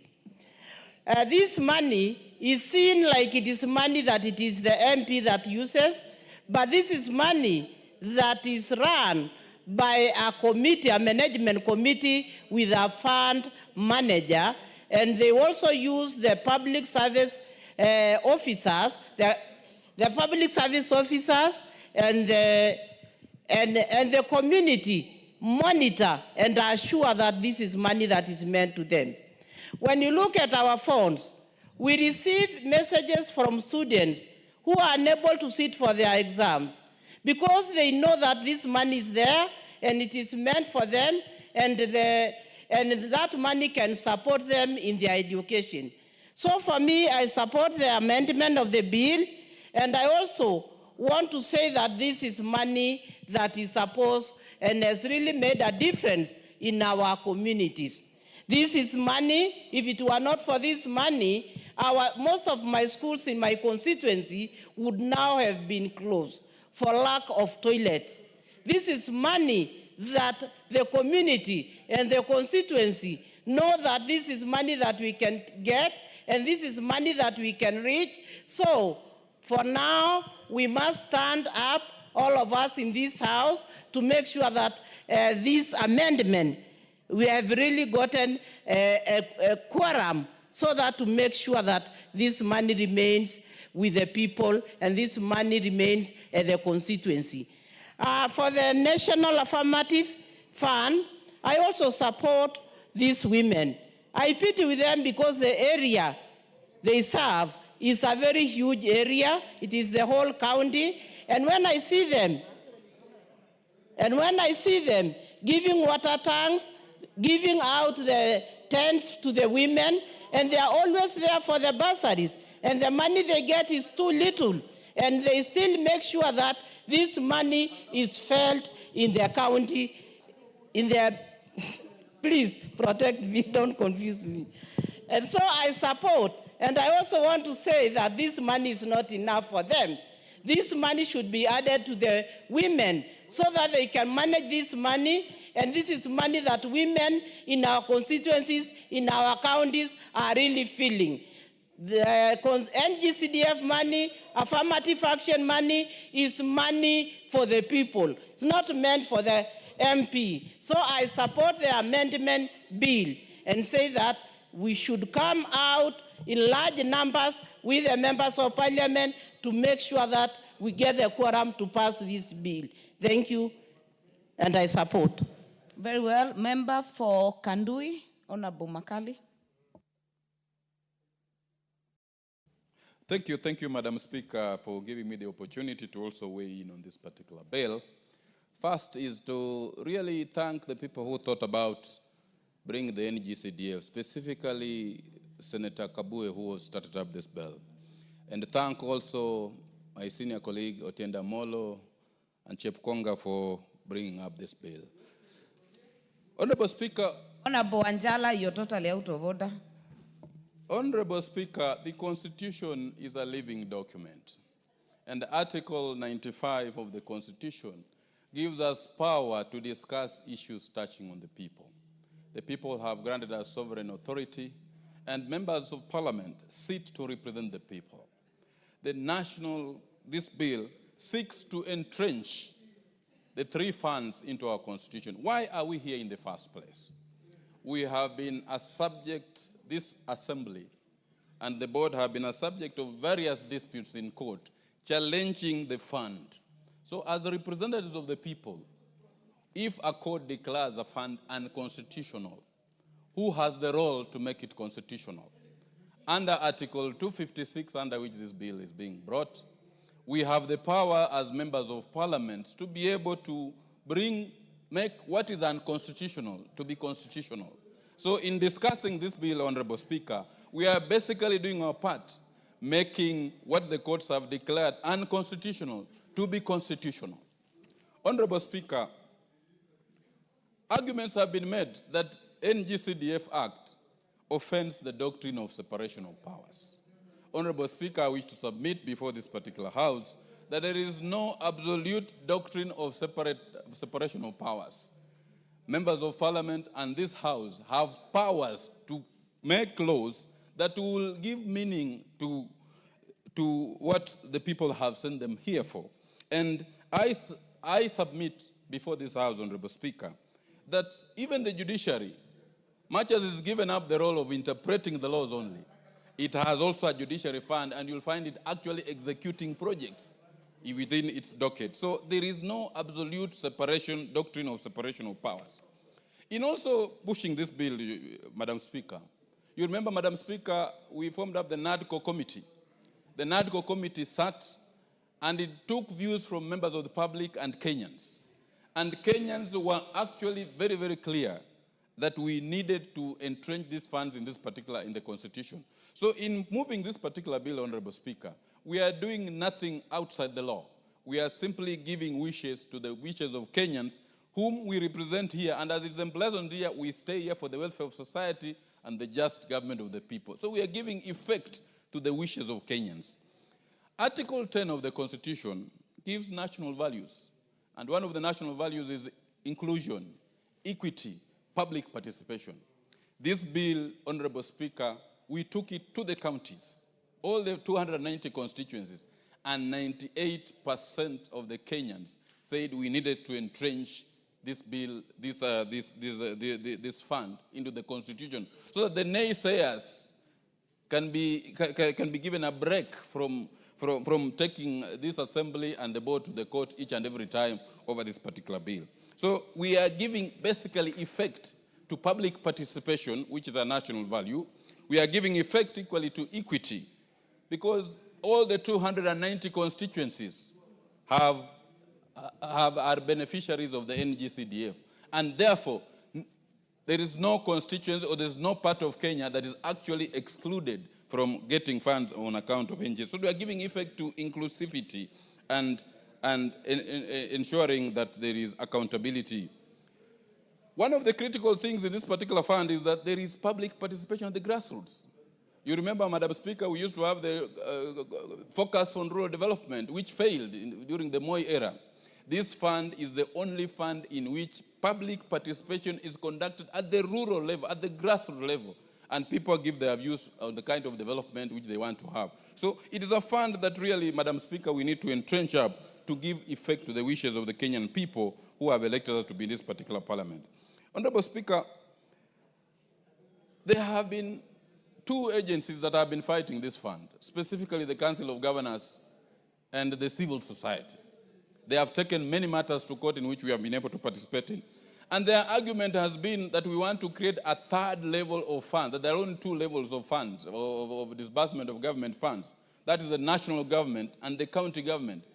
We need to disabuse that particular notion that the funds that are allocated to go towards NGCDF are not from county funds allocated to the county governments, but are funds that are basically allocated to do national functions. And the NGCDF funds are basically only doing national government functions and not county government, and therefore there is totally no overlap at all. There has also been a misnomer, Honorable Speaker, that these funds are like loose change and pocket money for members of parliament. That is not true. Members of parliament are far way removed. This fund is domiciled in the treasury. There is a board that manages it. And there are CDF committees at the constituency level, up to the PMC level in each of the constituencies. So this fund is not loose change for members of parliament, as has been indicated. What the members only do is to do an oversight, to ensure that these funds are spent in a better manner, so that they are not misused, and maybe just oversee how the projects are being done. So members of parliament, their only contact with these particular funds is for purposes of oversight. And finally, Honorable Speaker, we wish to state that in amending this particular constitution, we are simply giving effect to the wishes of the Kenyan people who have sent us here to represent them. As the public participation process clearly indicated that 98% of the Kenyans wanted entrenchment of these funds in the constitution. With those few remarks, Honorable Speaker, I beg to support this constitutional amendment and urge my colleagues to stand up to be counted and vote for this constitutional amendment that assists not only the poorest people, but it cuts across the entire Kenya, that assists both the underdeveloped and developed areas, so that we can have equity in our national development ethos as we move on as a country. Madam Speaker, I support this constitutional amendment. Thank you, Madam Speaker. Member for Bomachoge, Borabu, Nolfason, Barongo. Mheshimiwa Nolfason, Barongo. Thank you, Madam Speaker, for affording me this opportunity to also contribute in support of this constitutional amendment to ensure that we secure the gains that we have made as a country in terms of development. Madam Speaker, last year, I had the good fortune of attending the 20th anniversary of the Constituency Development Fund. To understand why this fund is very important and must be now entrenched in the Constitution, we listened to a tale by the former Member of Parliament for Olkalau, Honorable Muriuki Karue, who got frustrated trying to get development for his constituency. And every time he went to the treasury, he was told that his constituency will get development when the funds became available. His frustrations were arising from the fact that in his constituency, students were learning under trees. And today, Madam Speaker, there are in so many constituencies, schools that have dilapidated toilets, and some of these schools are threatened by devolved units of closure because they do not have decent toilets. Madam Speaker, if we do away with CDF, Harambes will be back in full swing. We will now be required to conduct Harambes to be able to educate children, which is against the spirit of the Constitution in Article 43, where every Kenyan has a right to education, and also Article 53, where every child has a right to access free education, and that education should be compulsory. Madam Speaker, why should we take the responsibility of educating our children back to the public? The public right now is stretched financially.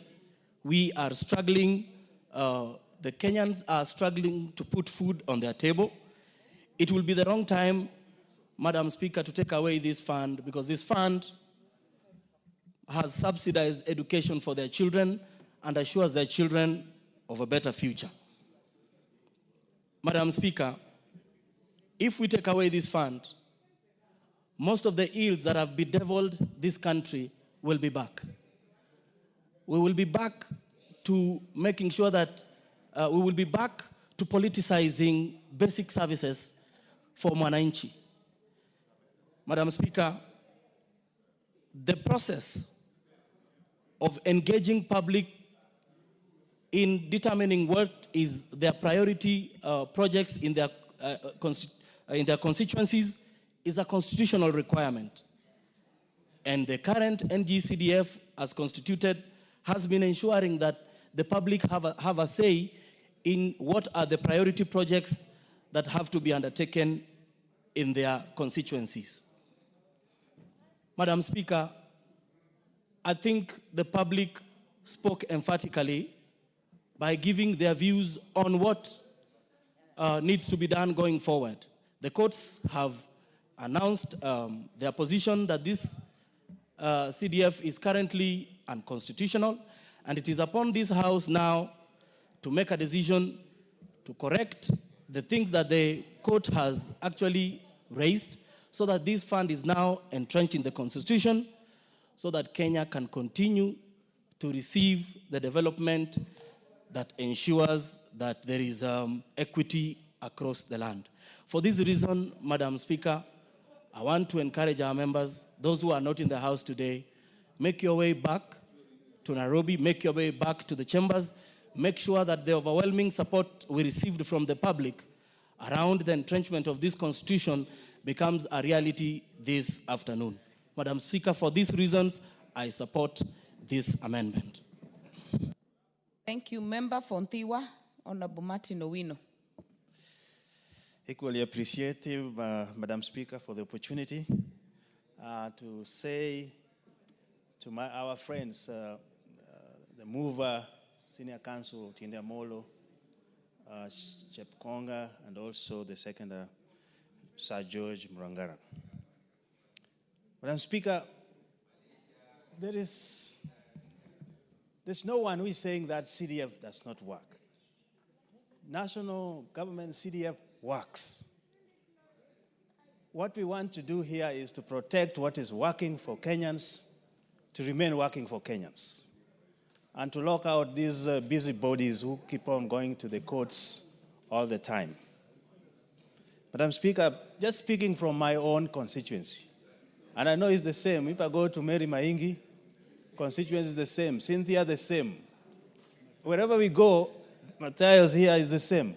You will see CDF in action and what CDF does.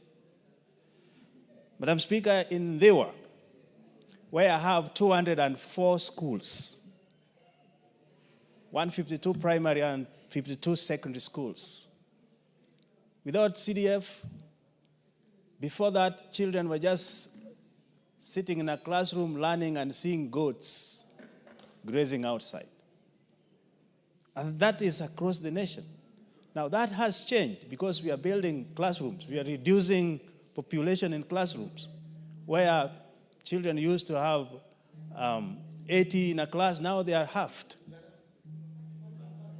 So children are performing better because of CDF. I have testimonies where others have completed their high school and completed colleges. They are back in the community, some as lawyers, some as engineers, giving back to the community. Where in those areas, children would have dropped. Teenage pregnancies are reduced because of sustaining kids in school, because education is an equalizer in all this. What I wonder, and I ask our colleagues to think about, we appropriate money to Ministry of Education. It's the second, actually, in that PEC. But you don't see what that money does on the ground, including infrastructure, which is supported even internationally. So, I speak on behalf of the people of Ndewa. Classrooms are decongested, laboratories are built, so we can compete with schools like Alliance and everybody. Water, provisions, environment, even sports. I don't know why sports were removed, Madam Speaker. Even sports, people were very active in our constituencies because we were driving the sports as well. Madam Speaker, when we talk of national ethos, and another member have alluded to it here, when we talk of value for money, equity, inclusivity, emergency responses, that is the heart of CDF. Notwithstanding, other people, other devolved units are there, but they're not responding even to emergencies. Now we are even pushed to be responding to toilets as emergencies, which should not be the case. What happened with the capitation we give the ministries? Where do they take their money? So mine is to protect what is working and entrench this into the Constitution. In fact, if we were to rewrite the Constitution, this is the most important decentralized fund in 290 constituency. We would have not even thought of having 47 counties. Those monies would have been channeled through this, and you would see the impact it would have done in these areas. Lastly, entrenching this into the Constitution will cure what we call oxymoronism of leadership, where you say one thing and you do the other. What CDF does is seen. And because it is people's-driven, public participation is a must, approval system is up to the board, and even in this house we have a committee that oversees that board. So the whole system should be replicated in other areas of activities. If those who are jealous of its functionality, I think what they should do is to copy what CDF does. Without belaboring on the obvious, allow me to say I support this. And members, if where representation is needed this afternoon, it is in this house. Thank you, Madam Speaker. Honorable Cynthia Muge, member for Nandi.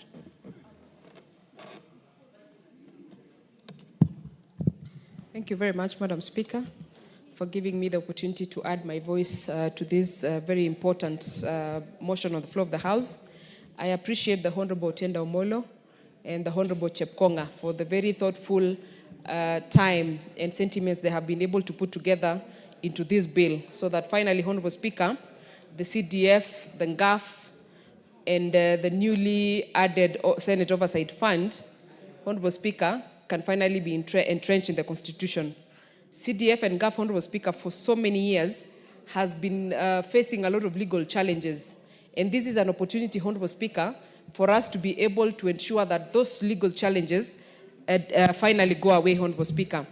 And we also deal with the ambiguity, Honorable Speaker, and we also have to make sure that the people understand the structures of CDF and GAF. Honorable Speaker, it has come to my attention that many people, even the beneficiaries of GAF and the CDF, Honorable Speaker, do not understand how the structure works. And Honorable Speaker, that is why you hear members, especially the patrons of NGCDF, Honorable Speaker, saying that students text them on their phones. Honorable Speaker, I think it's also high time that the people in this country and the beneficiaries and those people that run institutions and organizations, Honorable Speaker, understand how structures work. The NGCDF, Honorable Speaker, and GAF have a structure. And just to speak to GAF, Honorable Speaker, I wish the people knew that there's a structure that runs GAF. And Honorable Speaker, allow me to say this. The people who have attached GAF and NGCDF to members are not the members themselves, Honorable Speaker. They are the people outside there. Otherwise, Honorable Speaker, if you look at the structure, there is nowhere the member of parliament, who is a patron of NGCDF, comes into the running of the operations of NGCDF. Honorable Speaker, same to GAF. Myself, as a member of parliament, Honorable Speaker, being a woman rep, I do not run GAF. I am just a patron. I am just an oversight authority for GAF. I make sure that all the monies that have been allocated for GAF are actually used for that purpose. I ensure, Honorable Speaker, that the percentages that have been allocated for women economic empowerment, Honorable Speaker, are used for that particular purpose. The money that has been ring-fenced, Honorable Speaker, for bursaries and scholarships, Honorable Speaker, are used for that particular purpose. And Honorable Speaker, I must say that I am in full support of entrenchment of GAF and NGCDF because the importance of those two funds, Honorable Speaker, cannot be gainsaid. Honorable Speaker, before GAF came in, and before NGCDF came in, for instance, my county, Honorable Speaker, there were no direct empowerment projects that go to the people. But with GAF, Honorable Speaker, that needs to be entrenched in this constitution, Honorable Speaker, we now have members of the community, the women, the youth, the person living with disabilities, and other vulnerable groups able to access funds, Honorable Speaker, for empowerment. You find groups, Honorable Speaker, in the villages. A group like the Momba Boda Boda group in Tindred, Honorable Speaker, they have 300,000 shillings, Honorable Speaker, that they can use to better their operations as people who operate in the Boda Boda. Honorable Speaker, the Oasis Women group in Kabiet now, Honorable Speaker, they have the capacity to be able to run their businesses, to be able to have money to invest in business, to be able to get income, and to be able to have money in their pockets, Honorable Speaker. Courtesy of this same GAF, Honorable Speaker, today, Nandi County is boasting of more than 700,000 seedlings of kahawa that have been given out under the Mama na Kahawa program in Nandi County Honorable Speaker. That program, Honorable Speaker, in the next 3 years, you will be able to see proper fruits. You will be able to see lesser people going to the NGCDF offices, going into the GAF offices to look for funds because they can be able to run their, they can be able to pay their school fees, Honorable Speaker. And Honorable Speaker, this is equity that we have always looked for and that we have always asked that we see it in every aspect of this life.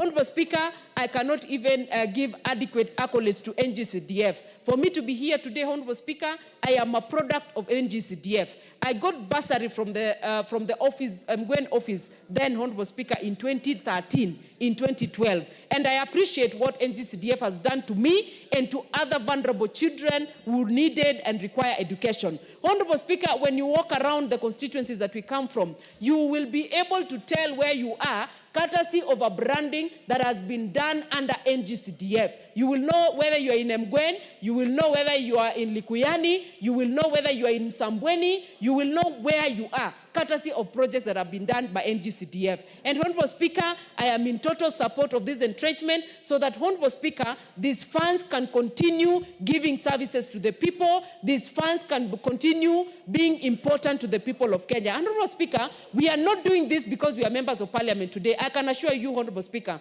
that in 2027, September, during the swearing in, I will not be in this house. But NGCDF and GAF must be in this House, Honorable Speaker, so that it can be able to serve the people of Kenya post me and you who are sitting in this House, Honorable Speaker. So we are not doing this, Honorable Speaker, for us. We are doing it for the people of Kenya. We are doing it for the children of Kenya. We are doing it for the women of Kenya. We are doing it for the youth of Kenya. We are doing it for the PWDs of Kenya, Honorable Speaker, so that this fund, Honorable Speaker, can live beyond any member and any person who gets an opportunity to sit in this House. So, Honorable Speaker, with those very many remarks, I support the entrenchment of NGCDF, of NGAF, and Senate Oversight Fund to the Constitution of Kenya, so that we can stop running battles in courts with the people who like going to court, Honorable Speaker, and deliver the services to the people of Kenya. I support, Honorable Speaker. CDF Committee Chair. Thank you, Madam Speaker, for giving me the opportunity to give my views and support the entrenchment of the Constitution of the NGCDF and GAF, and also the Senate Oversight Fund. Madam Speaker, first I would like to thank the Honorable Muriuki Karue, who did a good job. I was in this House, Madam Speaker, at that time. And before, there was nothing else people were doing in the rural areas. They were busy selling their cows and selling their produce to build schools. Schools were built exclusively by the parents who had children in school, and also well-wishers, Madam Speaker. But currently, with what has happened is a transformation of this country. We have lessened the burdens of the public through the provision of funds which are people-driven. The committees which have been set aside in and gazetted by the Attorney General are going to work tirelessly to make sure that the fund is managed and given the priority of the people of what they need. Madam Speaker, this fund is an equalizer to all. It makes those who are poor be able to take their children to school. It makes development equitable, no matter what kind of government is there. Even a dictatorial government with the existence of CDF, which can decide that there will be no money to a certain area based on political support, CDF will equalize. And everybody will be able to feel what they are paying in terms of taxes. Madam Speaker, we also want this, the funds to be entrenched, because we have had serious litigants in this country. I want to say for sure, Kenya has evolved into a very serious democratic country, never seen even in Africa, because everybody has a right to challenge whatever is done in this House. They go to court. They are also allowed to run in the street and declare or give what they want what they require. So doing this is the right thing, so that we are able to shield this fund from being destroyed by litigants and others who do not wish other people well. Madam Speaker, if you compare what the NGCDF is doing in the constituencies, and you compare what the county governments are doing in the various areas, if you compare the schools built by CDF, the county government have only one responsibility in education: to build the ECD classes. And there are only 2 in every primary school. Madam Speaker, we are going to almost, after the enactment of the Constitution, to have the counties. We are in the 12th year or so. And in fact, the governors have not finished even building the nursery schools, only 2 classes. When in the CDF, the boards and the CDFCs who are there in the constituencies have been able to build classes, numbers. They are almost done with them. So, Madam Speaker, we need to support the enactment and entrenchment of this constitution so that we are able to support. I wish we had brought in the ward fund so that we can be able to remove some amount of money from the county government and give to the ward representatives so that there will be a management system which is there in the ward so that we see development on the ground. But here, since we have not been able to get it in this time, I hope members can think about it so that we can have a ward fund as part of the entrenched fund which is required, which we get money from the counties. Madam Speaker, when you look at the counties' money which they are given, 400+ billion, and you compare with what the CDFCs in every constituency get, almost a total of about 54 billion. It is just like day and night. And that is why at the end of every term of a member of or the governors, they usually pass through court to be washed before they go home. So we do not know how we are going to protect the money of Kenyans from being misused. Madam Speaker, the reforms which will be required in these 2 funds after the entrenchment, I wish that members should think about how we shall have to give real strict rules and regulations and the act itself to the board so that they can be able to manage the fund effectively. If we are going to have if we entrench this, we need to think about what do we want to make sure that these 2 funds or the 3 funds are going to go through so that we are able to make it perfect and out of the litigation area. Madam Speaker, we want to say to make Kenyans live better, to make Kenyans have their children go to school, to make development of even the women community in this country and all other disabilities, the only solution is the NGCDF and the GAF, and therefore I wish to support that we do entrench these funds into the Constitution. Thank you, Madam Speaker. Member for Wajir West, Honorable Yusuf Mohammed. Thank you, Madam Speaker, for giving me this opportunity also to support the entrenchment of NGCDF, GAF into the Constitution. Madam Speaker, Kenyans have spoken. We have done public participation everywhere in this country. And Kenyans have overwhelmingly supported this bill. That clearly shows the trust the people of Kenya have in NGCDF and the GAF. But Madam Speaker, I don't want to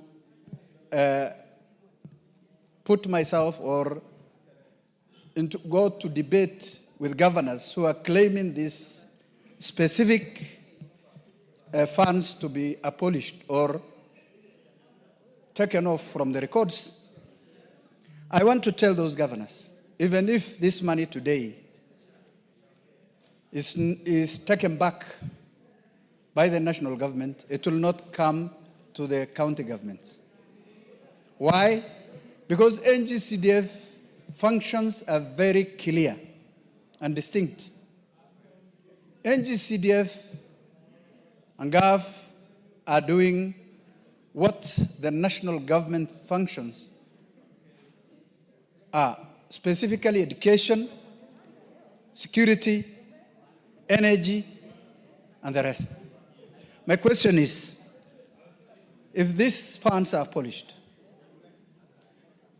where will the governors and the county government get money to fund the gap? If they're able to do it, they could have done it now. Education is not a devolved function, and security is not a devolved function. Madam Speaker, the people who are advocating for the removal of this fund are people who do not understand what the person at the grassroots level feels about it. These are people who are able to pay the school fees of their kids,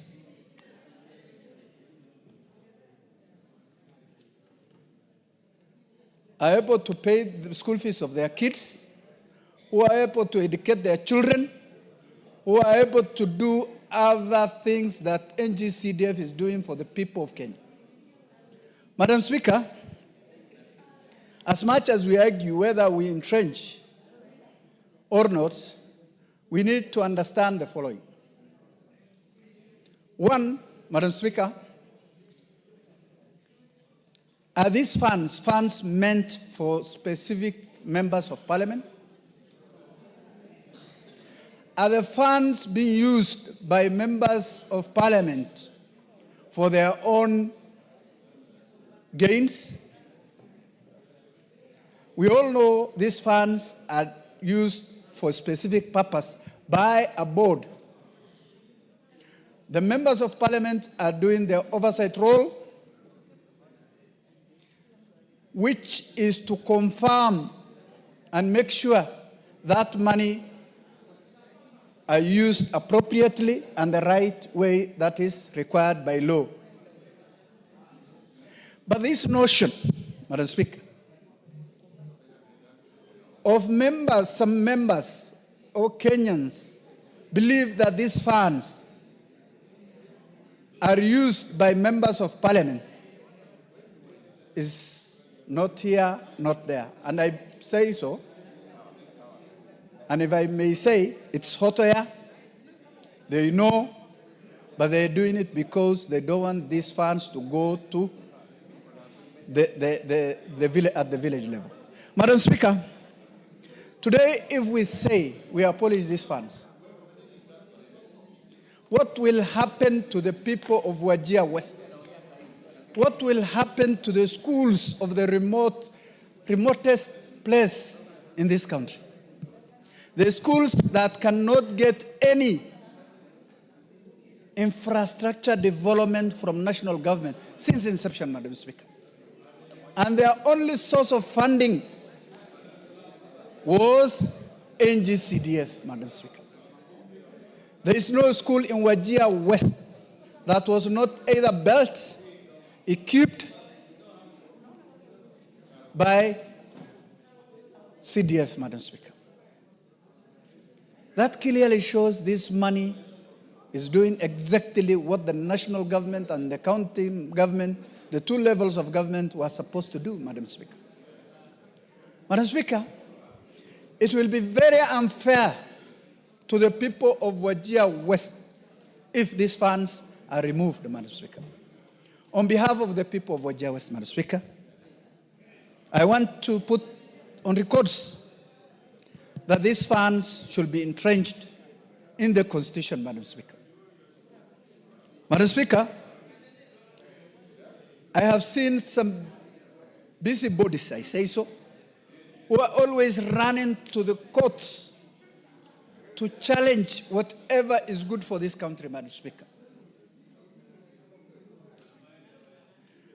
It is unfortunate that even those who are at the corridor of justice or courts to challenge the legality of these funds, Madam Speaker, are coming to members of parliament or going to the CDF board or CDF committee to request for bursaries, Madam Speaker, including the judges, Madam Speaker.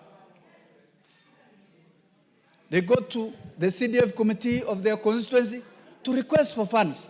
And in that same place, they are here judging against the legality of these funds, Madam Speaker. Everybody knows, Madam Speaker, whether these funds are supporting the people of Kenya properly or not. What we need as a House, I can see members of Parliament are not around today. I want to urge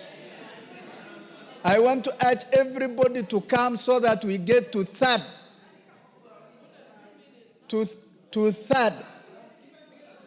Most of the members of Parliament should come and vote. Madam Speaker, I withdraw before.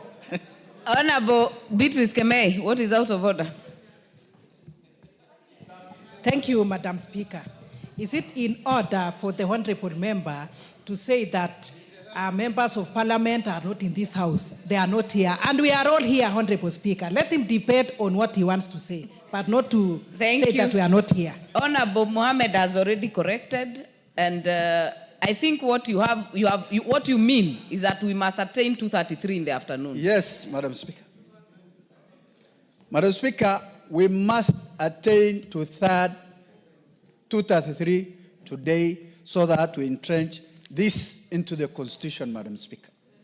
If we are serious about this bill, if we are serious about the people of Kenya, if we are serious about children, our children, we must entrench this bill into the Constitution, Madam Speaker.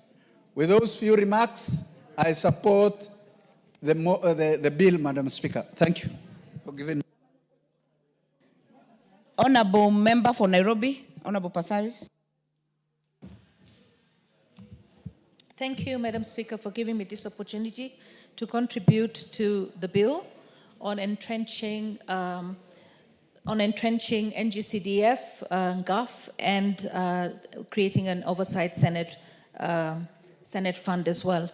Madam Speaker, the first thing I have to say is, first of all, I regret what happened in Nairobi County and across the country yesterday.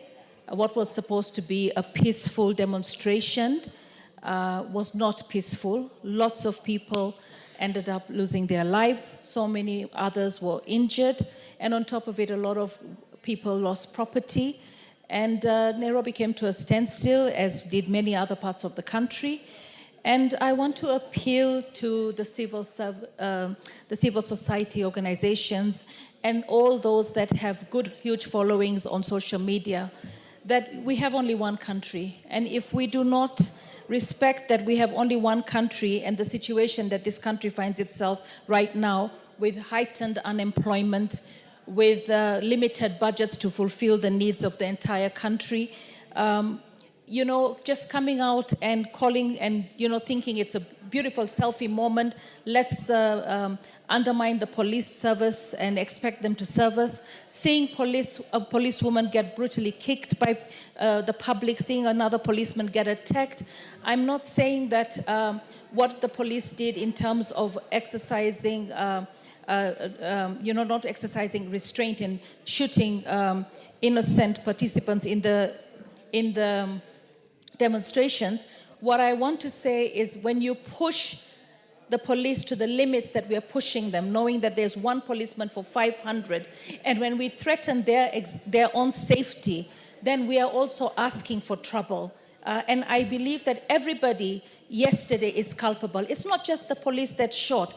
Those who also called for these demonstrations and funded them and caused the mayhem that they did. Because if it's peaceful demonstrations, then no county will be on shutdown. But a lot of the country came on shutdown yesterday. When you say that you're having peaceful demonstrations for memorials, and then you end up saying you want to occupy State House, and that is where you're going, then you're actually looking to overthrow a government, and that cannot be allowed. We have to understand that we have one country, and we have to work together. We're in a bad place in terms of the economy, and the president is trying as much as possible to get us back on track as a country, but the opposition is taking advantage and and trying to misuse poverty, trying to divide us on tribal lines, and trying to cause mayhem.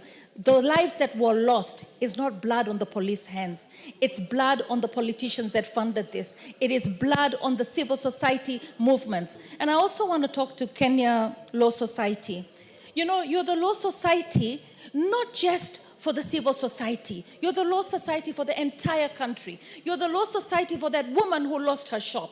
You're the law society for that mother who lost her child. You're the law society for the many policemen that were also injured. So I really say that, you know, this country needs to take a break and focus on allowing the government to do the job that it wants to do. It's like they want to undermine the government so that they can actually move in, but that's not the way to win an election. Tell the public what you're going to do for them. Show them by example what you're going to do for them.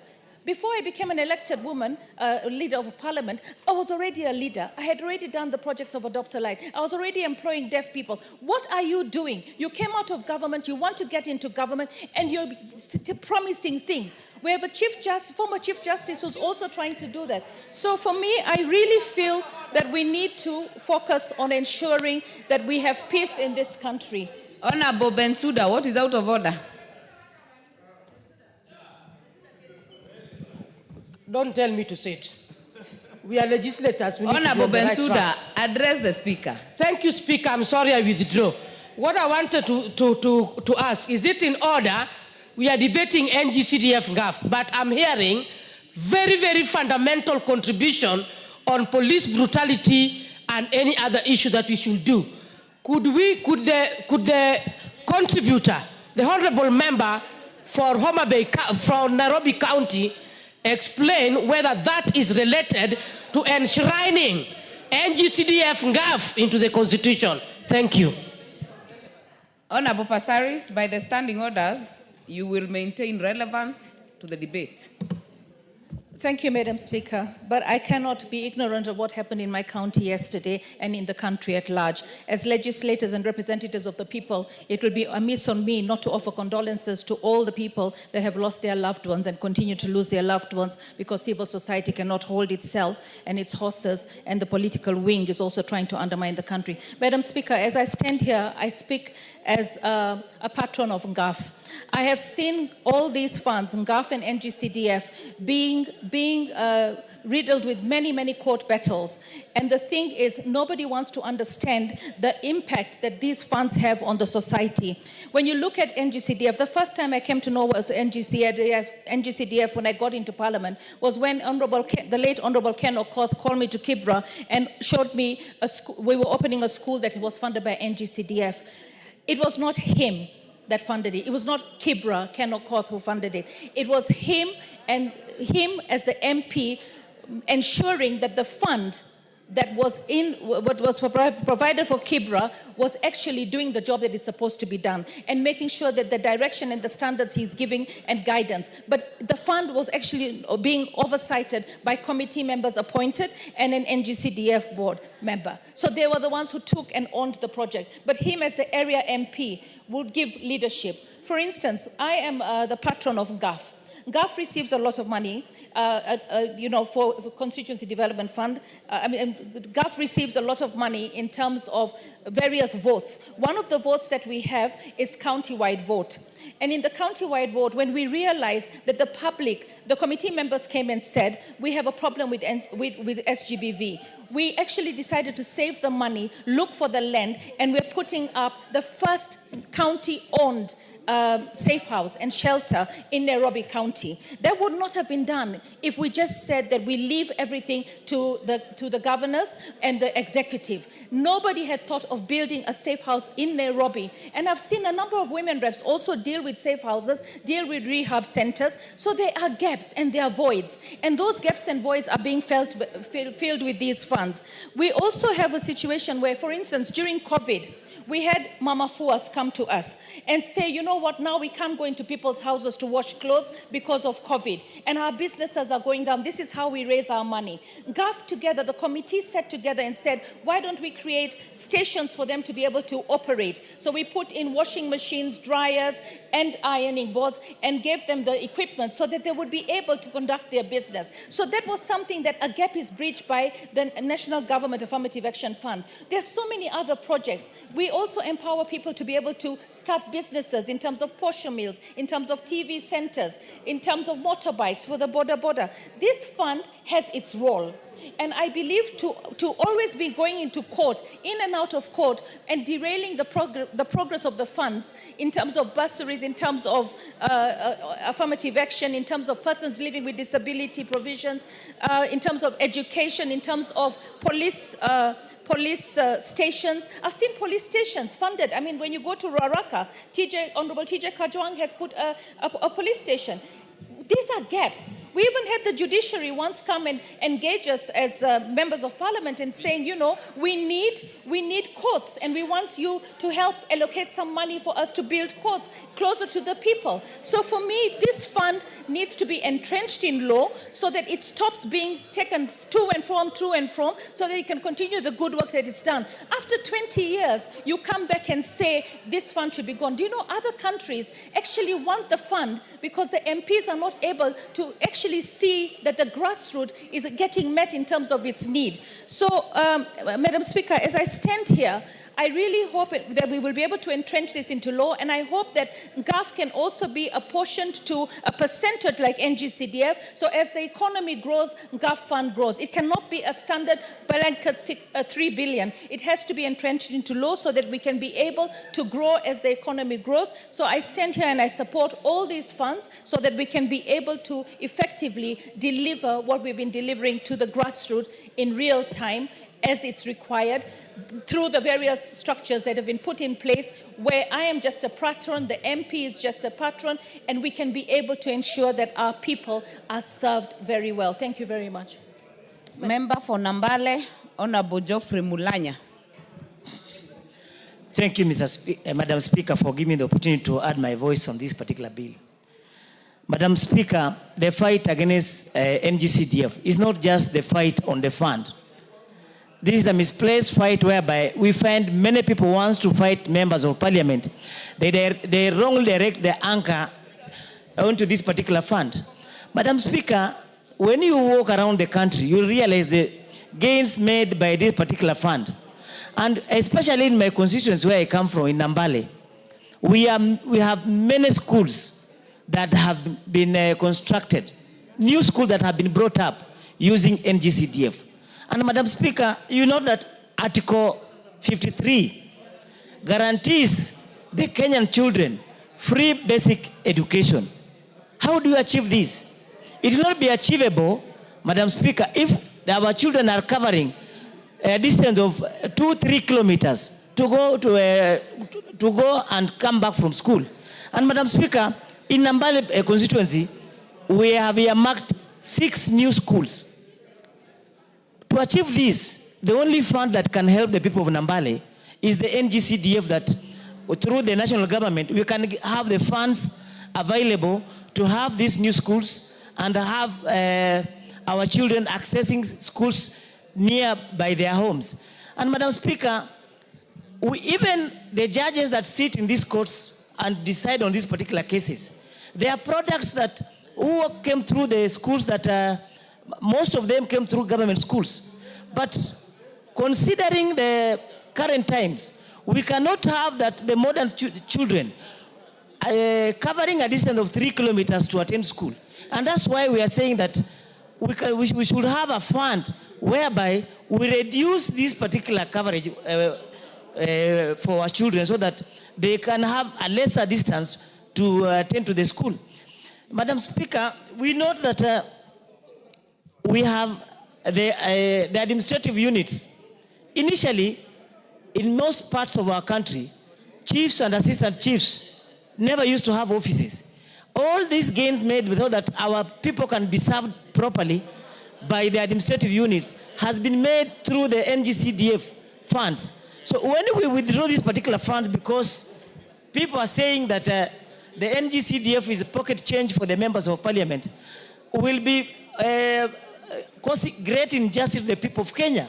So the only option that we have is to have this particular fund entrenched in the constitution and even increase its allocation so that these particular funds that come from the national government can be applied to development in the rural areas in all parts of the country.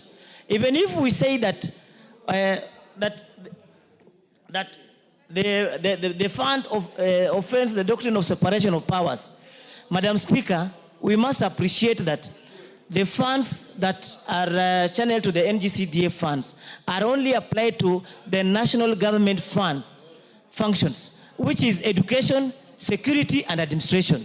So when we say that this fund is withdrawn, the funds will never be applied to the county governments, because the county government, they have their own allocations, and as has been said here, we are 13 years into devolution.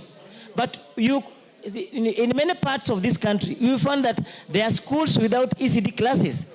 So the county government or the devolved units, they must first of all concentrate on the funds they have, apply the funds available, so that they allow the national government also to perform their functions. We as members of parliament, we are mere patrons. Our duty is just to ensure that there is equity in distribution of these funds or application of the fund to all parts of the constituency, but we are not involved in the appropriation, we are not involved in the expenditure. Myself, in my constituency, I've never seen an NGCDF check, apart from the bursary checks that we normally supervise distribution. So, Madam Speaker, I support the entrenchment of the NGCDF into the constitution so that those busybodies that rush to court will not now rush to court and say that these particular funds are constitutional. Madam Speaker, I support. Very well. The Deputy Majority Whip, Honorable Wako. Thank you very much, Honorable Speaker, for giving me this opportunity to add my voice to this very important debate that is going on. As I also want to thank Honorable Otiende Amolo and Samuel Chepkonga for bringing this. Honorable Speaker, if there is any bill that we all need to participate in, it is this bill, because it touches the lives of our people and especially the vulnerable people. Honorable Speaker, the poverty level in this country is quite high. And the only way that we have managed to get to our people and also help them in their need is through CDF and NGAF money. Honorable Speaker, NGAF money cannot be compared to what CDF is doing or the amount of money that we receive in CDF. However, the impact that even NGAF has had is quite huge. It has transformed lives. We have been able to educate people. We have distributed those items that really matter to the people at the grassroots level. And again, that little money that we have been given has been used very well. Honorable Speaker, there is good accountability and good stewardship under the 47 women reps in this county. That money has also brought equalization in our country, because before, those of us who come from remote areas and far places have not felt the presence of the government. But through these monies, we have taken services closer to our people. We have educated people. We have transformed lives. And Honorable Speaker, when we go to the grounds and empower over 15 women groups, some 10 youth groups, some people living with disability, and you give them a check of 100,000 and empowering them to improve their businesses, then we have created some work for them. They are creating their own wealth, and we are transforming that particular village. Honorable Speaker, when you go to the CDF, the honorable members have done a lot of things. Honorable Speaker, they have provided bursaries, just as women reps have been doing. They have been doing school infrastructure development. They have been doing technical training institute. Honorable Speaker, some of them have been building Kenya medical training colleges and support also to national administration, things that have not been there before. I have seen them even participating in a construction of Huduma centers. And by doing all that, we have improved the lives of the people at the grassroots level. We have brought services to the people. We have also created jobs for our young people. Honorable Speaker, many are the times that Kenyans have been fighting these particular funds because there are people who think that it benefits the individual honorable members. And it is unfortunate because in our country today, people like fighting one another and especially fighting members of parliament. Honorable Speaker, many of us have sacrificed a lot to transform the lives of people on the ground. And I want to beg the citizens, please give members of parliament the opportunity to serve you and even serve you better, to serve the country in a better way. Honorable Speaker, if there is anything that needs our support, it is this bill, because we are not doing it for ourselves, but we are doing it on behalf of our citizens. And for GAF, women reps have suffered because out of the little money we get, many people have been always targeting to cut this or to demoralize women leaders. It is my prayer that GAF will be even increased so that we will be able to reach out to many other in the villages who need our support. And it is only us who understand the needs in the villages, and especially the needs of women, the needs of young people, the needs of people living with disability. With those few remarks, I support. Thank you. Bishop Kosgei. Thank you, Madam Speaker. I also, on the onset, wish to support this bill to have NGCDF and GAV entrenched in the Constitution because of two things, Madam Speaker. Number one is the impact of these funds since its establishment several years ago, how it has impacted on the people. It has been said, Madam Speaker, that you cannot deny citizens a right they have enjoyed legally. You can only enhance it. Secondly, the impact of this fund can be seen, Madam Speaker. Also, to have it entrenched in the Constitution is the best way we can enhance this particular fund because it is benefiting the citizens of this country. Number two, Madam Speaker, the reason why I support this particular fund and funds is the issue and intention of devolution. The very spirit and intent of the Constitution, by bringing in devolution, meant the transfer of power and resources closer to the people. And the question which was in the minds of the drafters of the Constitution was to have a primary goal to bring governance closer to the people,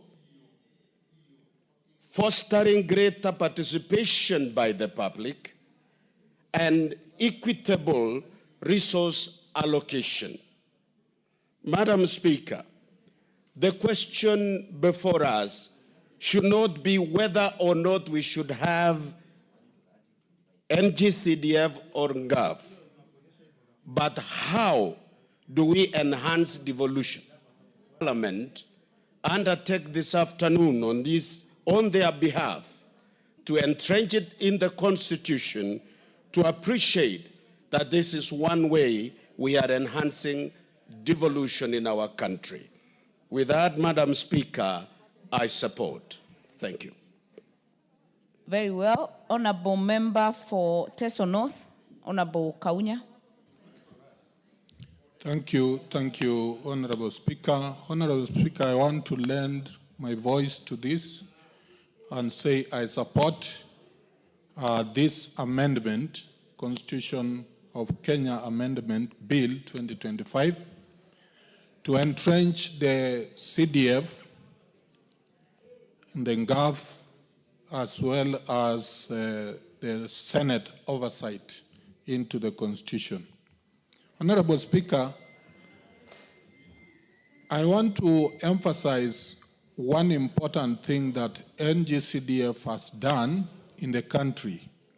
It has brought about inclusivity and equity in areas and communities or constituencies where we have had marginalized communities, such as where I come from, the Teso community. It has been able to provide resources that have uplifted this community. I want to give the example that when I came in 2017, Honorable Speaker, the constituency of Teso North did not have a single government college or training institution. No single college since independence.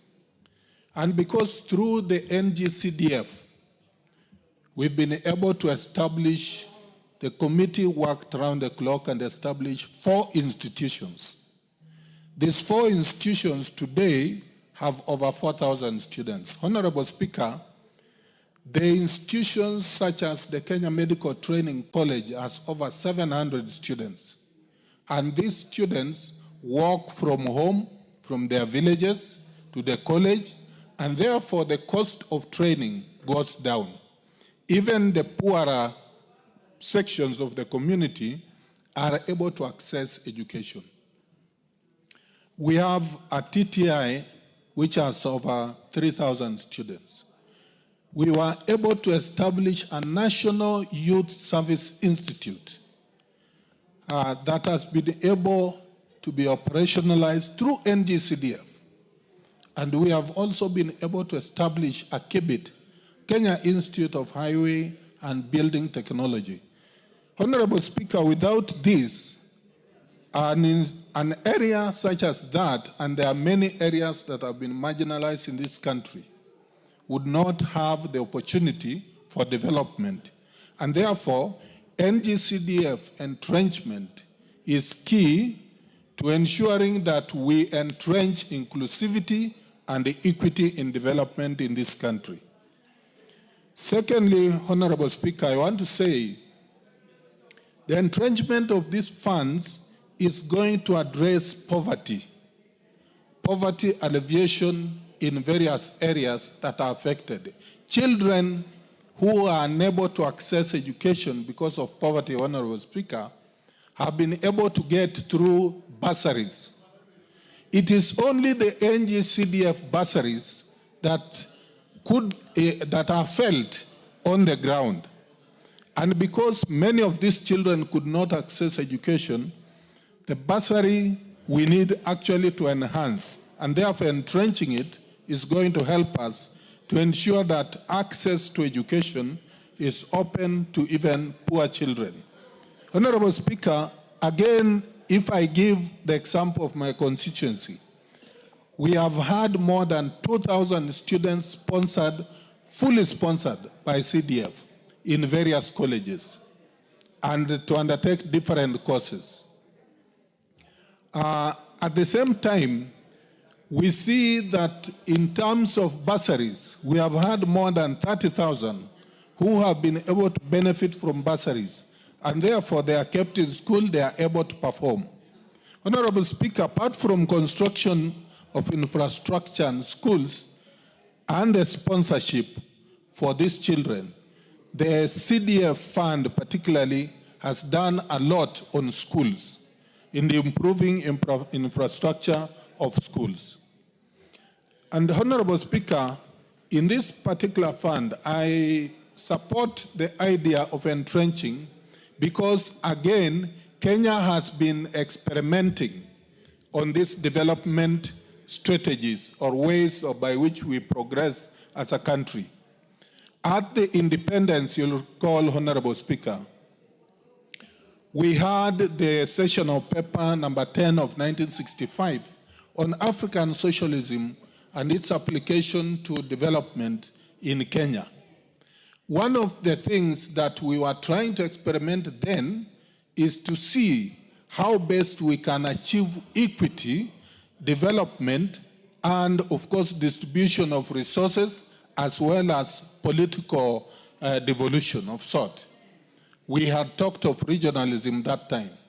Over time, in the 80s, you'll recall, Honorable Speaker, we had the district development committees.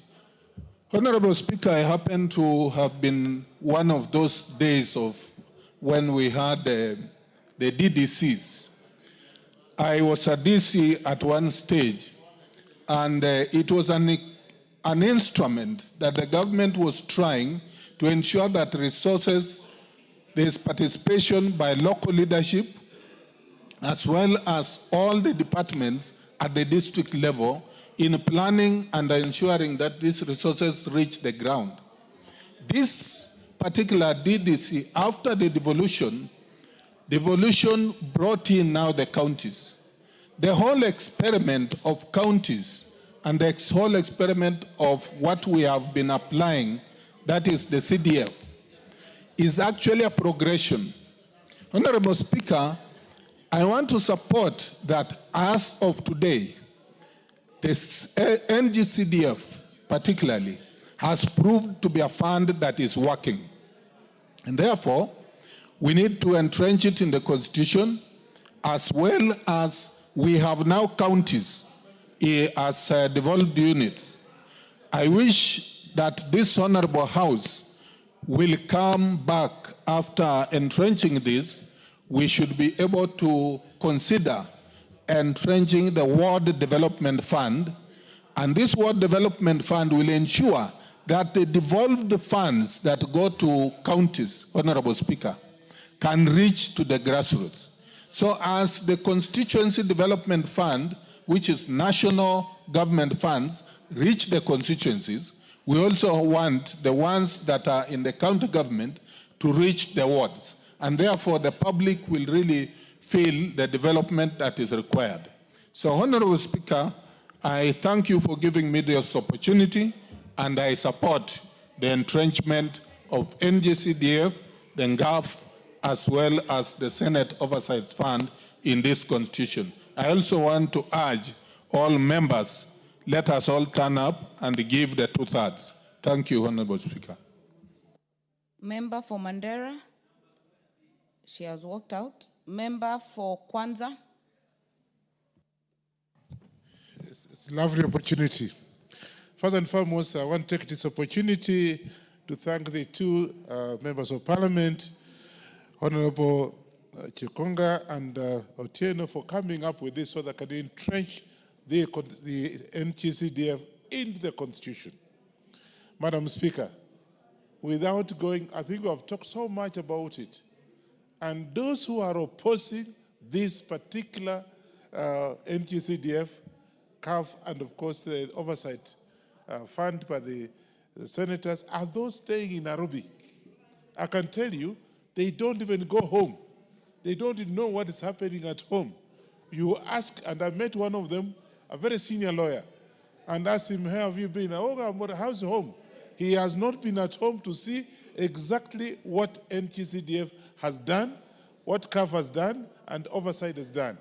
And therefore, Madam Speaker, this is an opportunity for this House to be able to entrench this in the Constitution and forget about that noise that is being done out there, because they don't know what they are talking about.